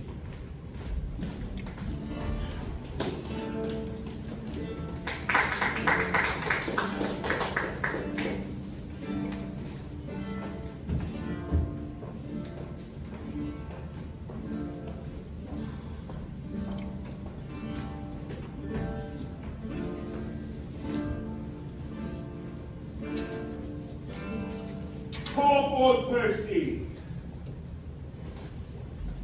Now, Percy, what thou dost know of noble Gloucester's death? Who wrought it with the king, and who performed the bloody office of his timeless head? And set before my face the Lord O'Morrow. Cousin, stand forth and look upon that man. By that fair sun where shows where thou standst. I heard thee say, unfortunately thou spakest it, that thou wert the cause of noble Gloucester's death. If thou deniest 20 times thou liest, and I will prove thy falsehood to thy heart, where it was forged with my rapier's point. Thou darest not, coward, live to see that day. O'Morrow, thou liest. My honor is as true as the field as thou art all unjust. And that thou ought be so.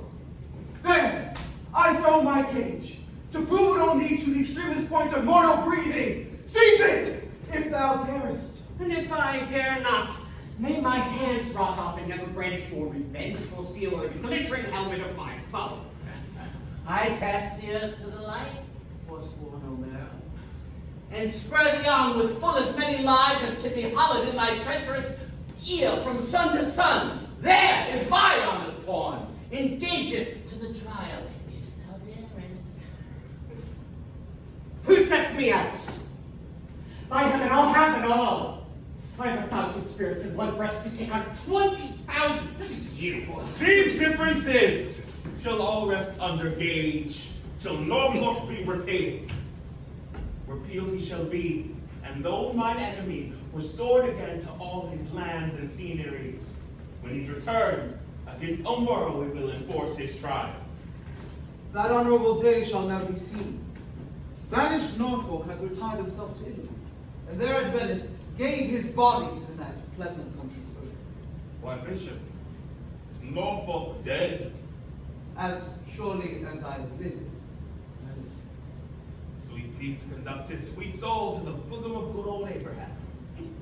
Lord Appellants, your differences shall all rest under gauge till be assigned to your days of trial. Great Duke of Lancaster, I come to thee from plume-plucked Richard, who with willing soul adopts thee heir, and his high scepter yields into the possession of thy royal hand. Ascend his throne, descending now from him, and long live Henry, fourth of that name. In God's name, I'll ascend the regal throne. Marry, God forbid! Worse, in this royal presence may I speak, yet best beseeming me to speak the truth. What subject can give sentence on his king? And who sits here that is not Richard's subject? And shall the figure of God's majesty, his captain, steward, deputy elect, crowned and planted, many years be, judged by subject and inferior breath, and he himself not present? What offended God, that in a Christian climate, souls refined should show so heinous, black, obscene a deed? My Lord of Heaven here, whom you call king, is a foul traitor to proud heaven's king. And if you crown him, let me prophesy. The blood of English shall manure the ground, and future ages groan for this foul act. And in this seat of peace, tumultuous wars shall kin with kin, and kind with kind confound. Fear, disorder, horror, and mutiny shall here inhabit. And this land be called the field of Golgotha, and dead man's skulls. Prevent it, resist it, let it not be so, lest child's children cry against you, woe!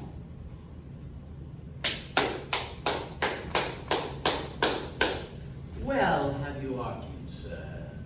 And for your pains, of capital treason we arrest you here. Lords, if you please, grant the common suit. Fetch hither, Richard! Huh? That in common view he may surrender, so we shall proceed without suspicion. I will be his conduct.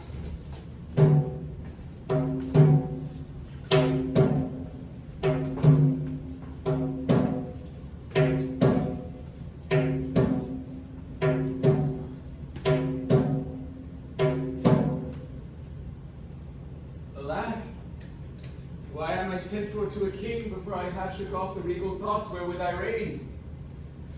I hardly yet have learned to insinuate, flatter, bow, and bend my limbs, give sorrow leave a while to tutor me to this submission. Yet I well remember the favors of these men. Were they not mine? Did they not sometime cry, all hail to me? So Judas did to Christ. But he in truth found 12 in all but one. I in 12,000. None. God save the king! Will no man say amen? Am I both priest and clerk? Well then, amen. God save the king, although I be not he. And yet, amen. Heaven do think him me. To do what service am I sent for hither? Do that office of thine own free will, which tyrant majesty did make the offer. The resignation of thy state and crown to Henry Bolingbroke. Give me the crown.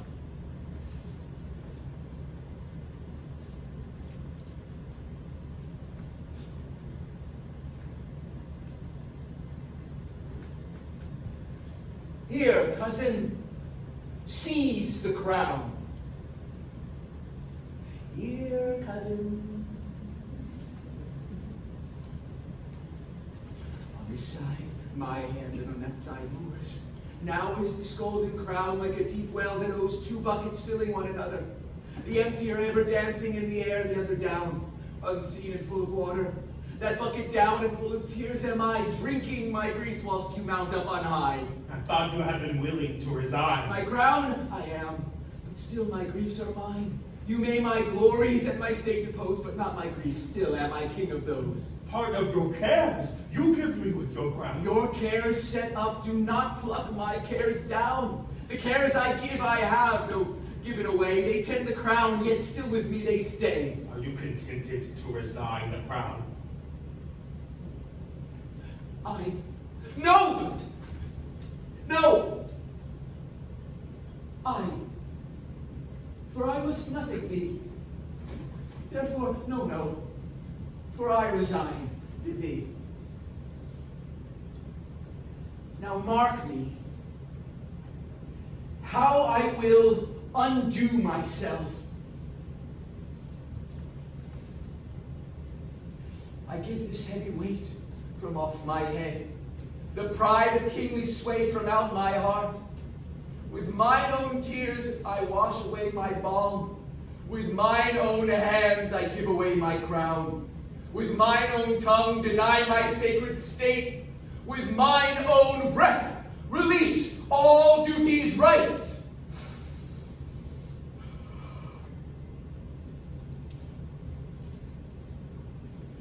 All pomp and majesty I do forswear. My manners, rents, revenues I forego. My acts, decrees, and statutes I deny. God pardon all oaths that are broke to thee. God keep all vows unbroke that swear to thee. Make me that nothing have, with nothing grieved, and thou with all pleased that hast all achieved. Long mayst thou live in Richard's seat to sit, and soon lie Richard in an earthly pit. God save King Harry, on King Richard says, and send him many years of sunshine days.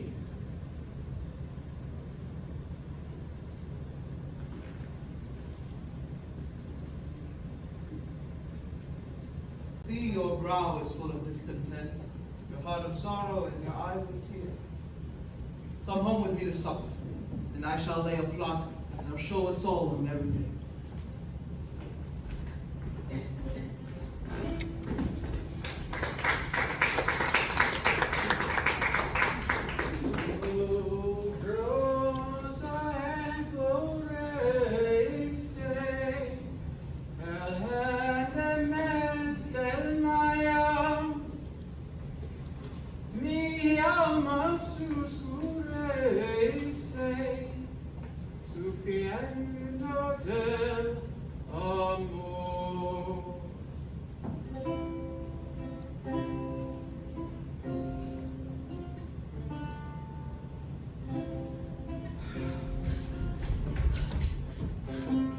This way, the king will come. This is the way to Julius Caesar's ill-erected tower, to whose flint bosom my condemned lord is doomed, my property too. Here let us rest, if this rebellious ark have any resting for a king's feet.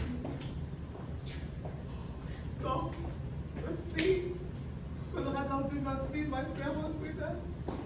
Yet, look up, behold, that you in pity may dissolve to dew, and wash him fresh again with full of tears.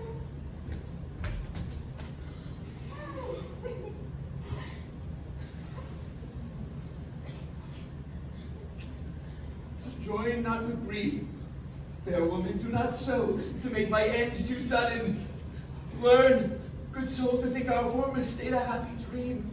Our holy lives must win a new world's crown, which our profane hours here have stricken down. What is my king shall both be spirit and mind transformed and weakened? Had Bolingbroke deposed thine intellect, had he been in thy heart? The lion dying thrusted forth his paw and wounds the earth, if nothing else, with rage to be overpowered. And wilt thou, pupil like, take that correction, madly kiss the rod, and fawn on rage with base humility, which are a lion and a king of beasts? A king of beasts indeed, if all but beasts I had been still a happy king of men. Good sometime, queen, prepare me hence for France. Think that I am dead, and that even ere thou takest from my deathbed thy last living leave. In winter's tedious nights, sit by the fire and with good old folks, and let them tell thee tales of woeful ages long ago betid. And ere thou bid good night to quit their griefs, tell them the lamentable tale of me, and send the heroes weeping to their beds. And some will mourn in ashes, some coal black for the deposing of a rightful king. My lord, the mind of Bolingbroke is changed. You must to Pomfret, not unto the tower. And madam, there is order ta'en for you. With all swift speed, you must away to France. Northumberland, the ladder wherewithal a mounting Bolingbroke ascends my throne. The time shall not be many hours of age more than it is ere foul sin gathering head shall break into corruption. Thou shalt think though he divide the realm and give thee half, it is too little helping him to all. And he shall think that thou, which knowst the way to plant unrightful kings, wilt know again, being ne'er so little urged another way to pluck him headlong from the usurped throne. The love of wicked men converts to fear, that fear to hate, and hate turns one or both to worthy danger and despised death. Well, my guilt be on my head, and there an end. Now take leave and part, for you must part forthwith. Doubly divorced. Bad men, you violate a twofold marriage, twixt my crown and thee, and then betwixt me and my married wife. Render me, Uncas, the oath twixt thee and me.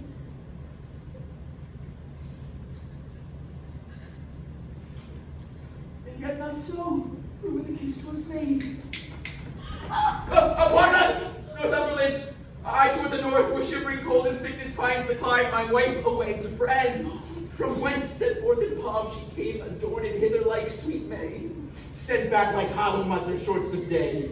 And must we be silent, must we not? I hand from hand, my love is heart from heart.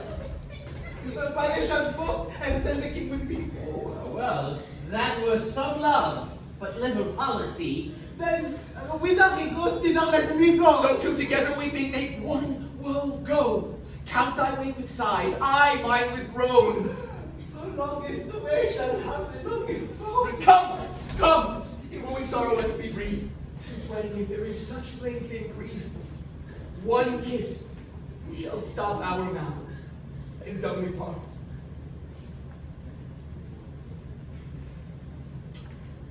Thus give I mine, and thus take I thy heart.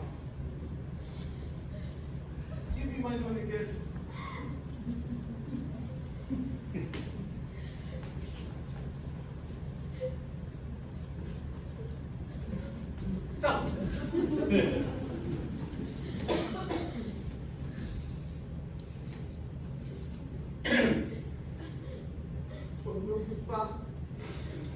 Take on me to keep and kill thy heart.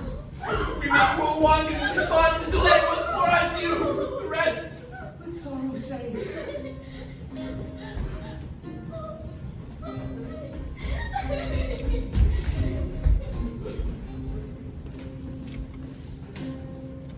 My lord, you told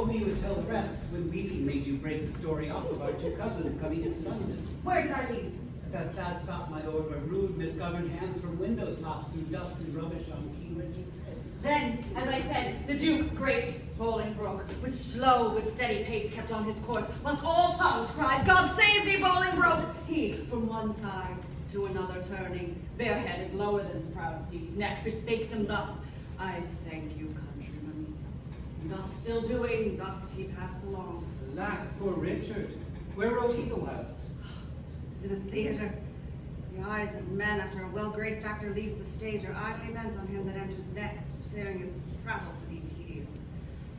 Even so, with much more contempt men's eyes did frown on gentle Richard. No man cried, God save him, no joyful voice gave him welcome home, but dust was thrown upon his sacred head, which such gentle sorrow he shook off. His face combated tears, smiles, the badges of his grief and patience. Had not God, for some strong purpose, steeled the hearts of men, they would perforce have melted, and barbarism itself had pitied him. But heaven hath a hand in these events, to whose high will we bound our calm contents. To Bolingbroke we are sworn subjects now, and state and honor eye for eye allow.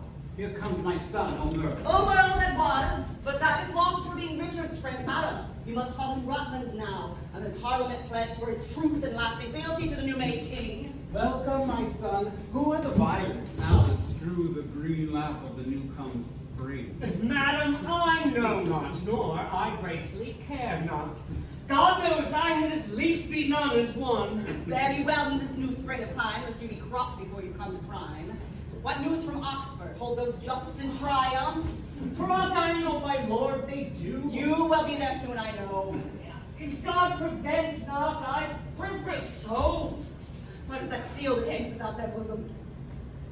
Yea, look so pale. Let me see the writing. My lord, tis nothing. It is nothing, then matters not who sees it. I will be satisfied. Let me see the writing. I do beseech your grace to pardon me. It is a matter of small consequence. For some reasons I would not have seen. Which for some reasons I mean to see. I fear. What should you fear? 'Tis nothing but some bond that he has entered into for gay apparel against the triumph day. What is he bound to himself? What bond is he bound to? Wife, thou art a fool. Boy, let me see the writing. I pray you pardon me. I may not show it satisfied. Let me see it.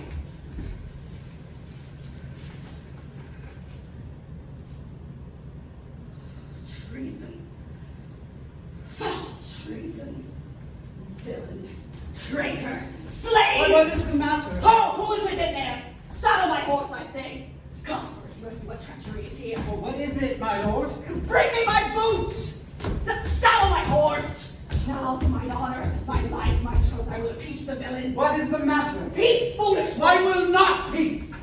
What is the matter, Earl? Good mother, be content. 'Tis no more than my poor life must answer. My life, answer. Bring me my boots, I say!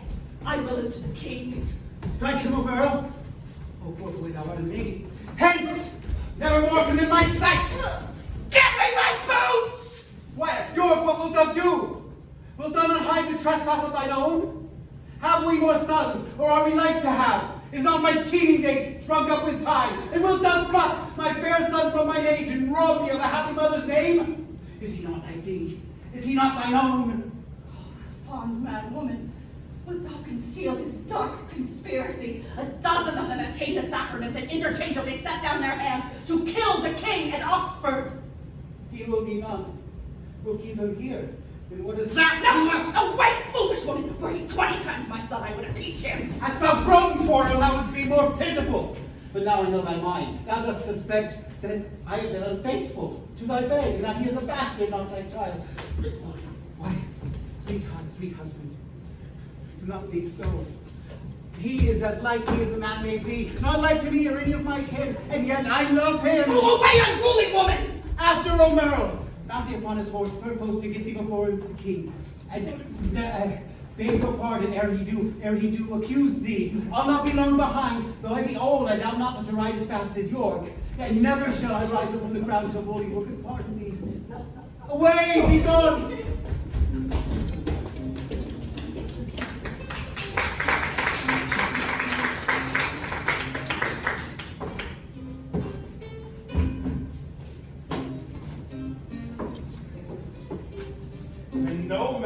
tell me of my unthrifty son? 'Tis full 3 months since I did see him last. If any plague hang over us, 'tis he. I would to God, my lords, that he be found. Inquire in London, amongst the taverns there, for there they say he daily doth frequent, with unrestrained loose companions of cheat, young wanton and effeminate boy. Takes on the point of honor to support so dissolute a crew. But who comes here? Where's the king? Where's the king? What means our cousin that he stares and looks so wildly? God save your grace, I do beseech your majesty for some conference with your grace, alone. Withdraw yourselves, and leave us here alone. What is the matter with our cousin now? May my hands and my knees grow into the earth, may my tongue cleave to my roof within my mouth, else a pardon ere I rise or speak. Intended or committed was this fault? If on the first, how heinous ere it be, to win thy after love, I pardon thee. Then give me leave that no man enter till my tale be done. Have thy desire. My liege! Beware, look to thyself, thou hast a traitor in thy presence there! Villain! All men be safe. Stay thy revengeful hand, thou hast no cause to fear. Open the doors and kill foolhardy king! For I shall love speak treason to thy face! Open the door, and I shall bring it down! What is the matter on both? Speak! Recover breath. Tell us how near is danger so that we may arm ourselves to encounter it. Ruth is writing, and thou shalt know the treason that my haste forbids me show. Remember, as thou readst thy promise past, I do repent me. Read not my name there. My heart is not confederate with my hand. It was villain ere thy hand had set it down. I tore that from the traitor's bosom, king. Fear not, love begets his penitence. Forget to pity, lest pity prove a serpent that would sting into thy heart. Heinous, strong, and bold conspiracy. O loyal father of a treacherous son! He spends mine honor with his shame, as thriftless sons of scraping father's gold. Mine honor lives when his dishonor dies, or my shame life and his dishonor lies. What now, my liege? For God's sake, let me in! What shrill voice suppliant makes this eager cry? A woman, and thy aunt, great king, 'tis I. Speak to me, pity me, open the door. A beggar begs that never begged before. The scene is altered from a serious thing, and now is changed to the beggar and the king. My dangerous cousin, let your mother in. I know she's come to pray for your foul sin. You pardon whosoever pray, more sins for this forgiveness cost for me. His specters shall cut off the rest sound. Then will be done, it will confound. My king, believe not this hard-hearted man. Love, loving not itself, none other can. Thou do, thou mad woman! What dost thou here? Will thy old dogs another traitor rear? Speak yours, be patient. Hear me, gentle liege. Rise up, good aunt. Not yet, I thee beseech. Forever will I walk upon my knees and never see the day that happy sees till thou grant joy. Until thou bid me joy by pardoning Rutland, my transgressing boy. When to my mother's prayers I bend my knee. Against them both my true joints bended be. He'll make self cry that thou grant any grace. Speaks he in earnest. Look upon his face. His eyes do drop no tears. His prayers are in jest. His words fall from his mouth, ours from our breasts. His weary joints will gladly rise, I know. Our knees shall kneel till to the ground they grow. Our prayers do outpray his. Then let them have that mercy which true prayer ought to have. Good aunt, stand up. Nay, do not say stand up. Say pardon first, and afterwards stand up. The word is short, but not so short as sweet. No word like pardon for king's mouth so meet. Good aunt, stand up. I do not sue to stand. Pardon is all the suit I have at hand. I pardon him, as God shall pardon me. Happy vantage of kneeling me. Yet I am sick with fear. Speak it again. Twice say pardon, not pardon twain, but makes one pardon strong. All my heart, I pardon him. God on earth thou art. But for our trusty brother-in-law Carlyle, with all the rest of that consorted crew, destruction straight shall dog them at the heels. They shall not live within this world, I swear. But I will have them if I want nowhere. Uncle, farewell, and cousin to a good. Your mother hath well prayed and prove you true. Come, my old son, I pray God may feed you.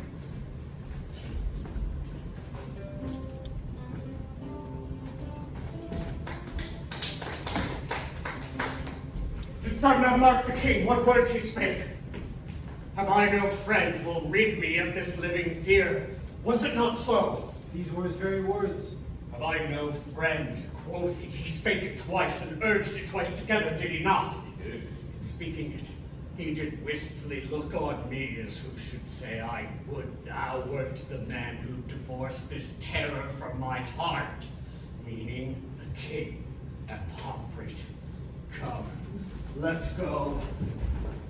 I am the king's friend, and will rid his foe.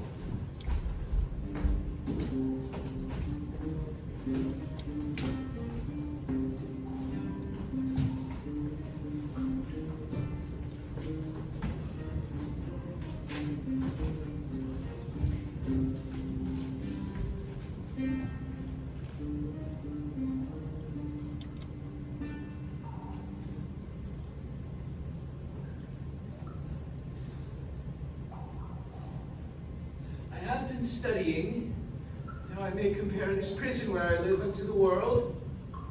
And for because the world is populous, and here is not a creature but myself, I cannot do it. Yet I'll hammer it out.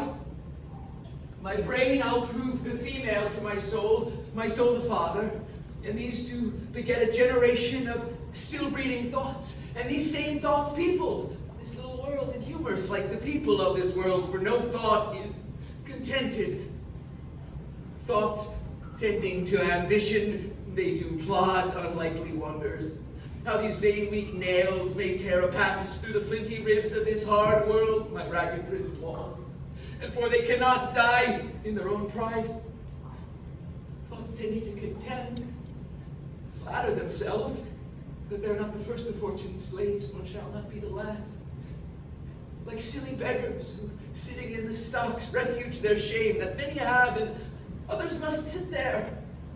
And in this thought they find a kind of ease, bearing their own misfortune on the back of such as have before endured the like. Thus play I in one person many people, and none contented. Sometimes am I king, then treasons make me wish myself a beggar, and so I am.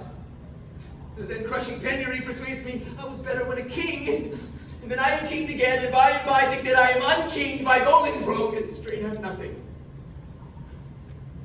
But whate'er I be, nor I, nor any man that but man is, with nothing shall be pleased, till he be eased with being nothing.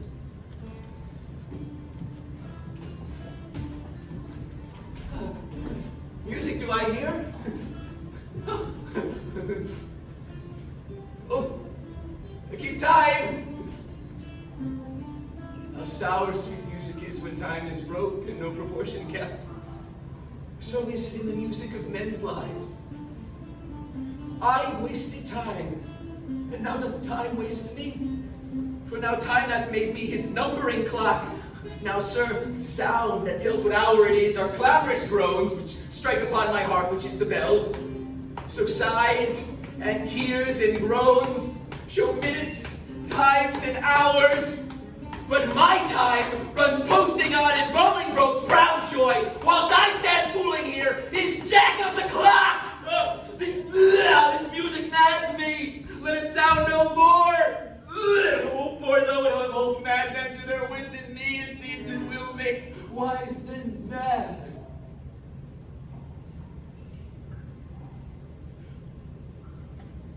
Oh, yet blessing on his heart that gives it me. For 'tis a sign of love. And love to Richard is a strange roach in this all-hating world. My lord?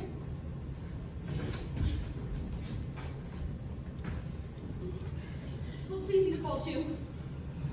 Taste of it first. first, as thou art wont to do. My lord, I dare not. Sir Pierce of Exton, who lately came from the king, commands the contrary. Devil take Henry of Lancaster, nay, patience is stale, and I am weary of it!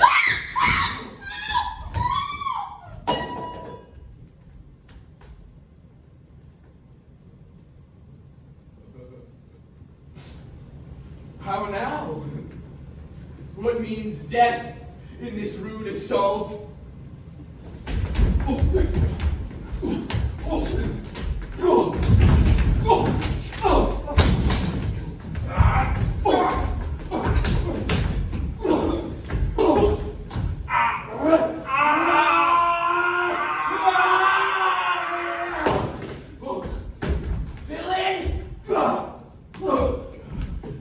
Thy own hand yields thy death's instrument.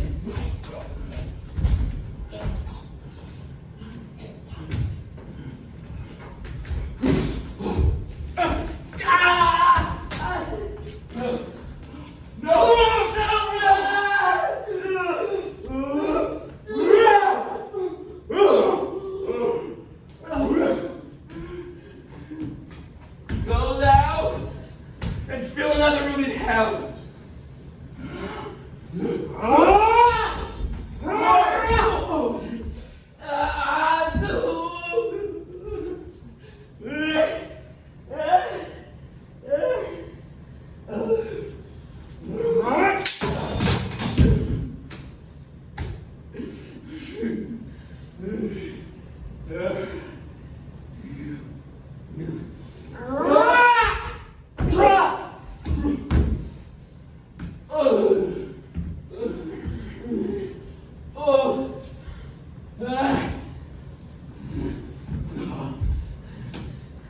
That hand shall burn in never-quenching fire that staggers thus my person. Oh, Exton, thy fierce hand hath with the king's blood stained the king's own land.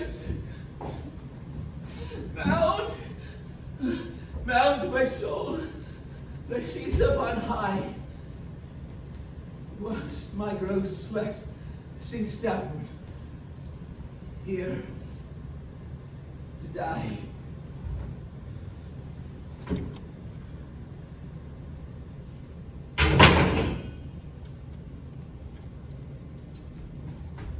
As full of valor as of royal blood, both have I spilled.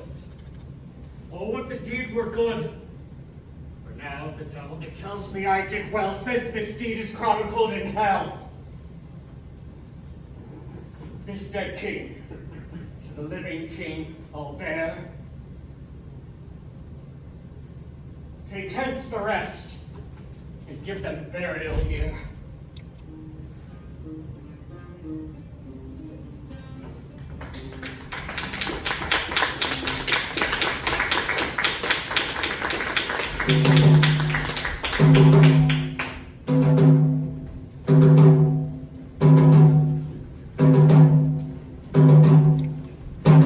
Kind Uncle York, the latest news we hear is that the rebels have consumed with fire our town of Chichester in Gloucestershire.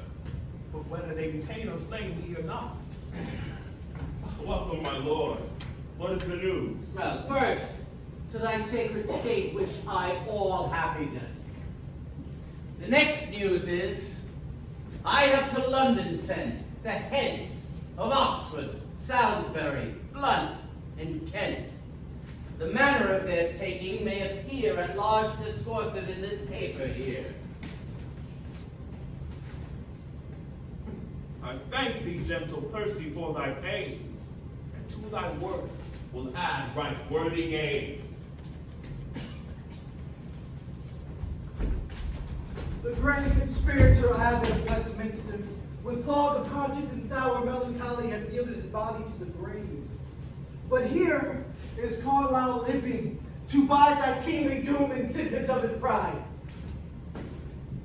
Carlisle, this is your doom.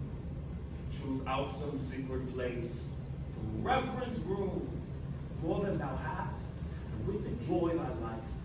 For as thou livest in peace, die free from strife. For though mine enemy thou hast ever been, high sparks of honor in thee have I seen. Great King, within this coffin I present thy buried fear.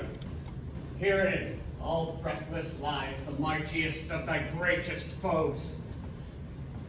Richard of Bordeaux, by me hither brought. Exit.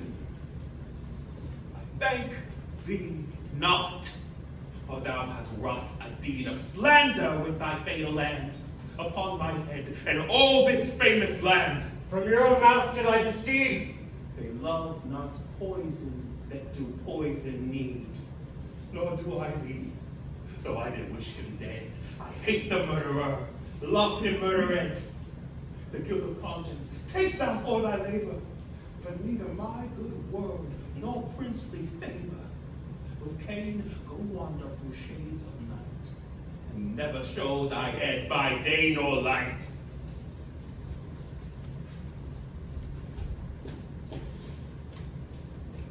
Lords, I protest. My soul is full of woe.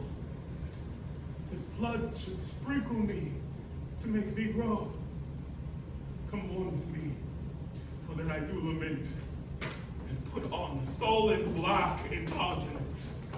I'll make a voyage to the Holy Land to wash this blood off from my guilty hand. But sadly after, grace my mournings here, and weeping after this untimely bier.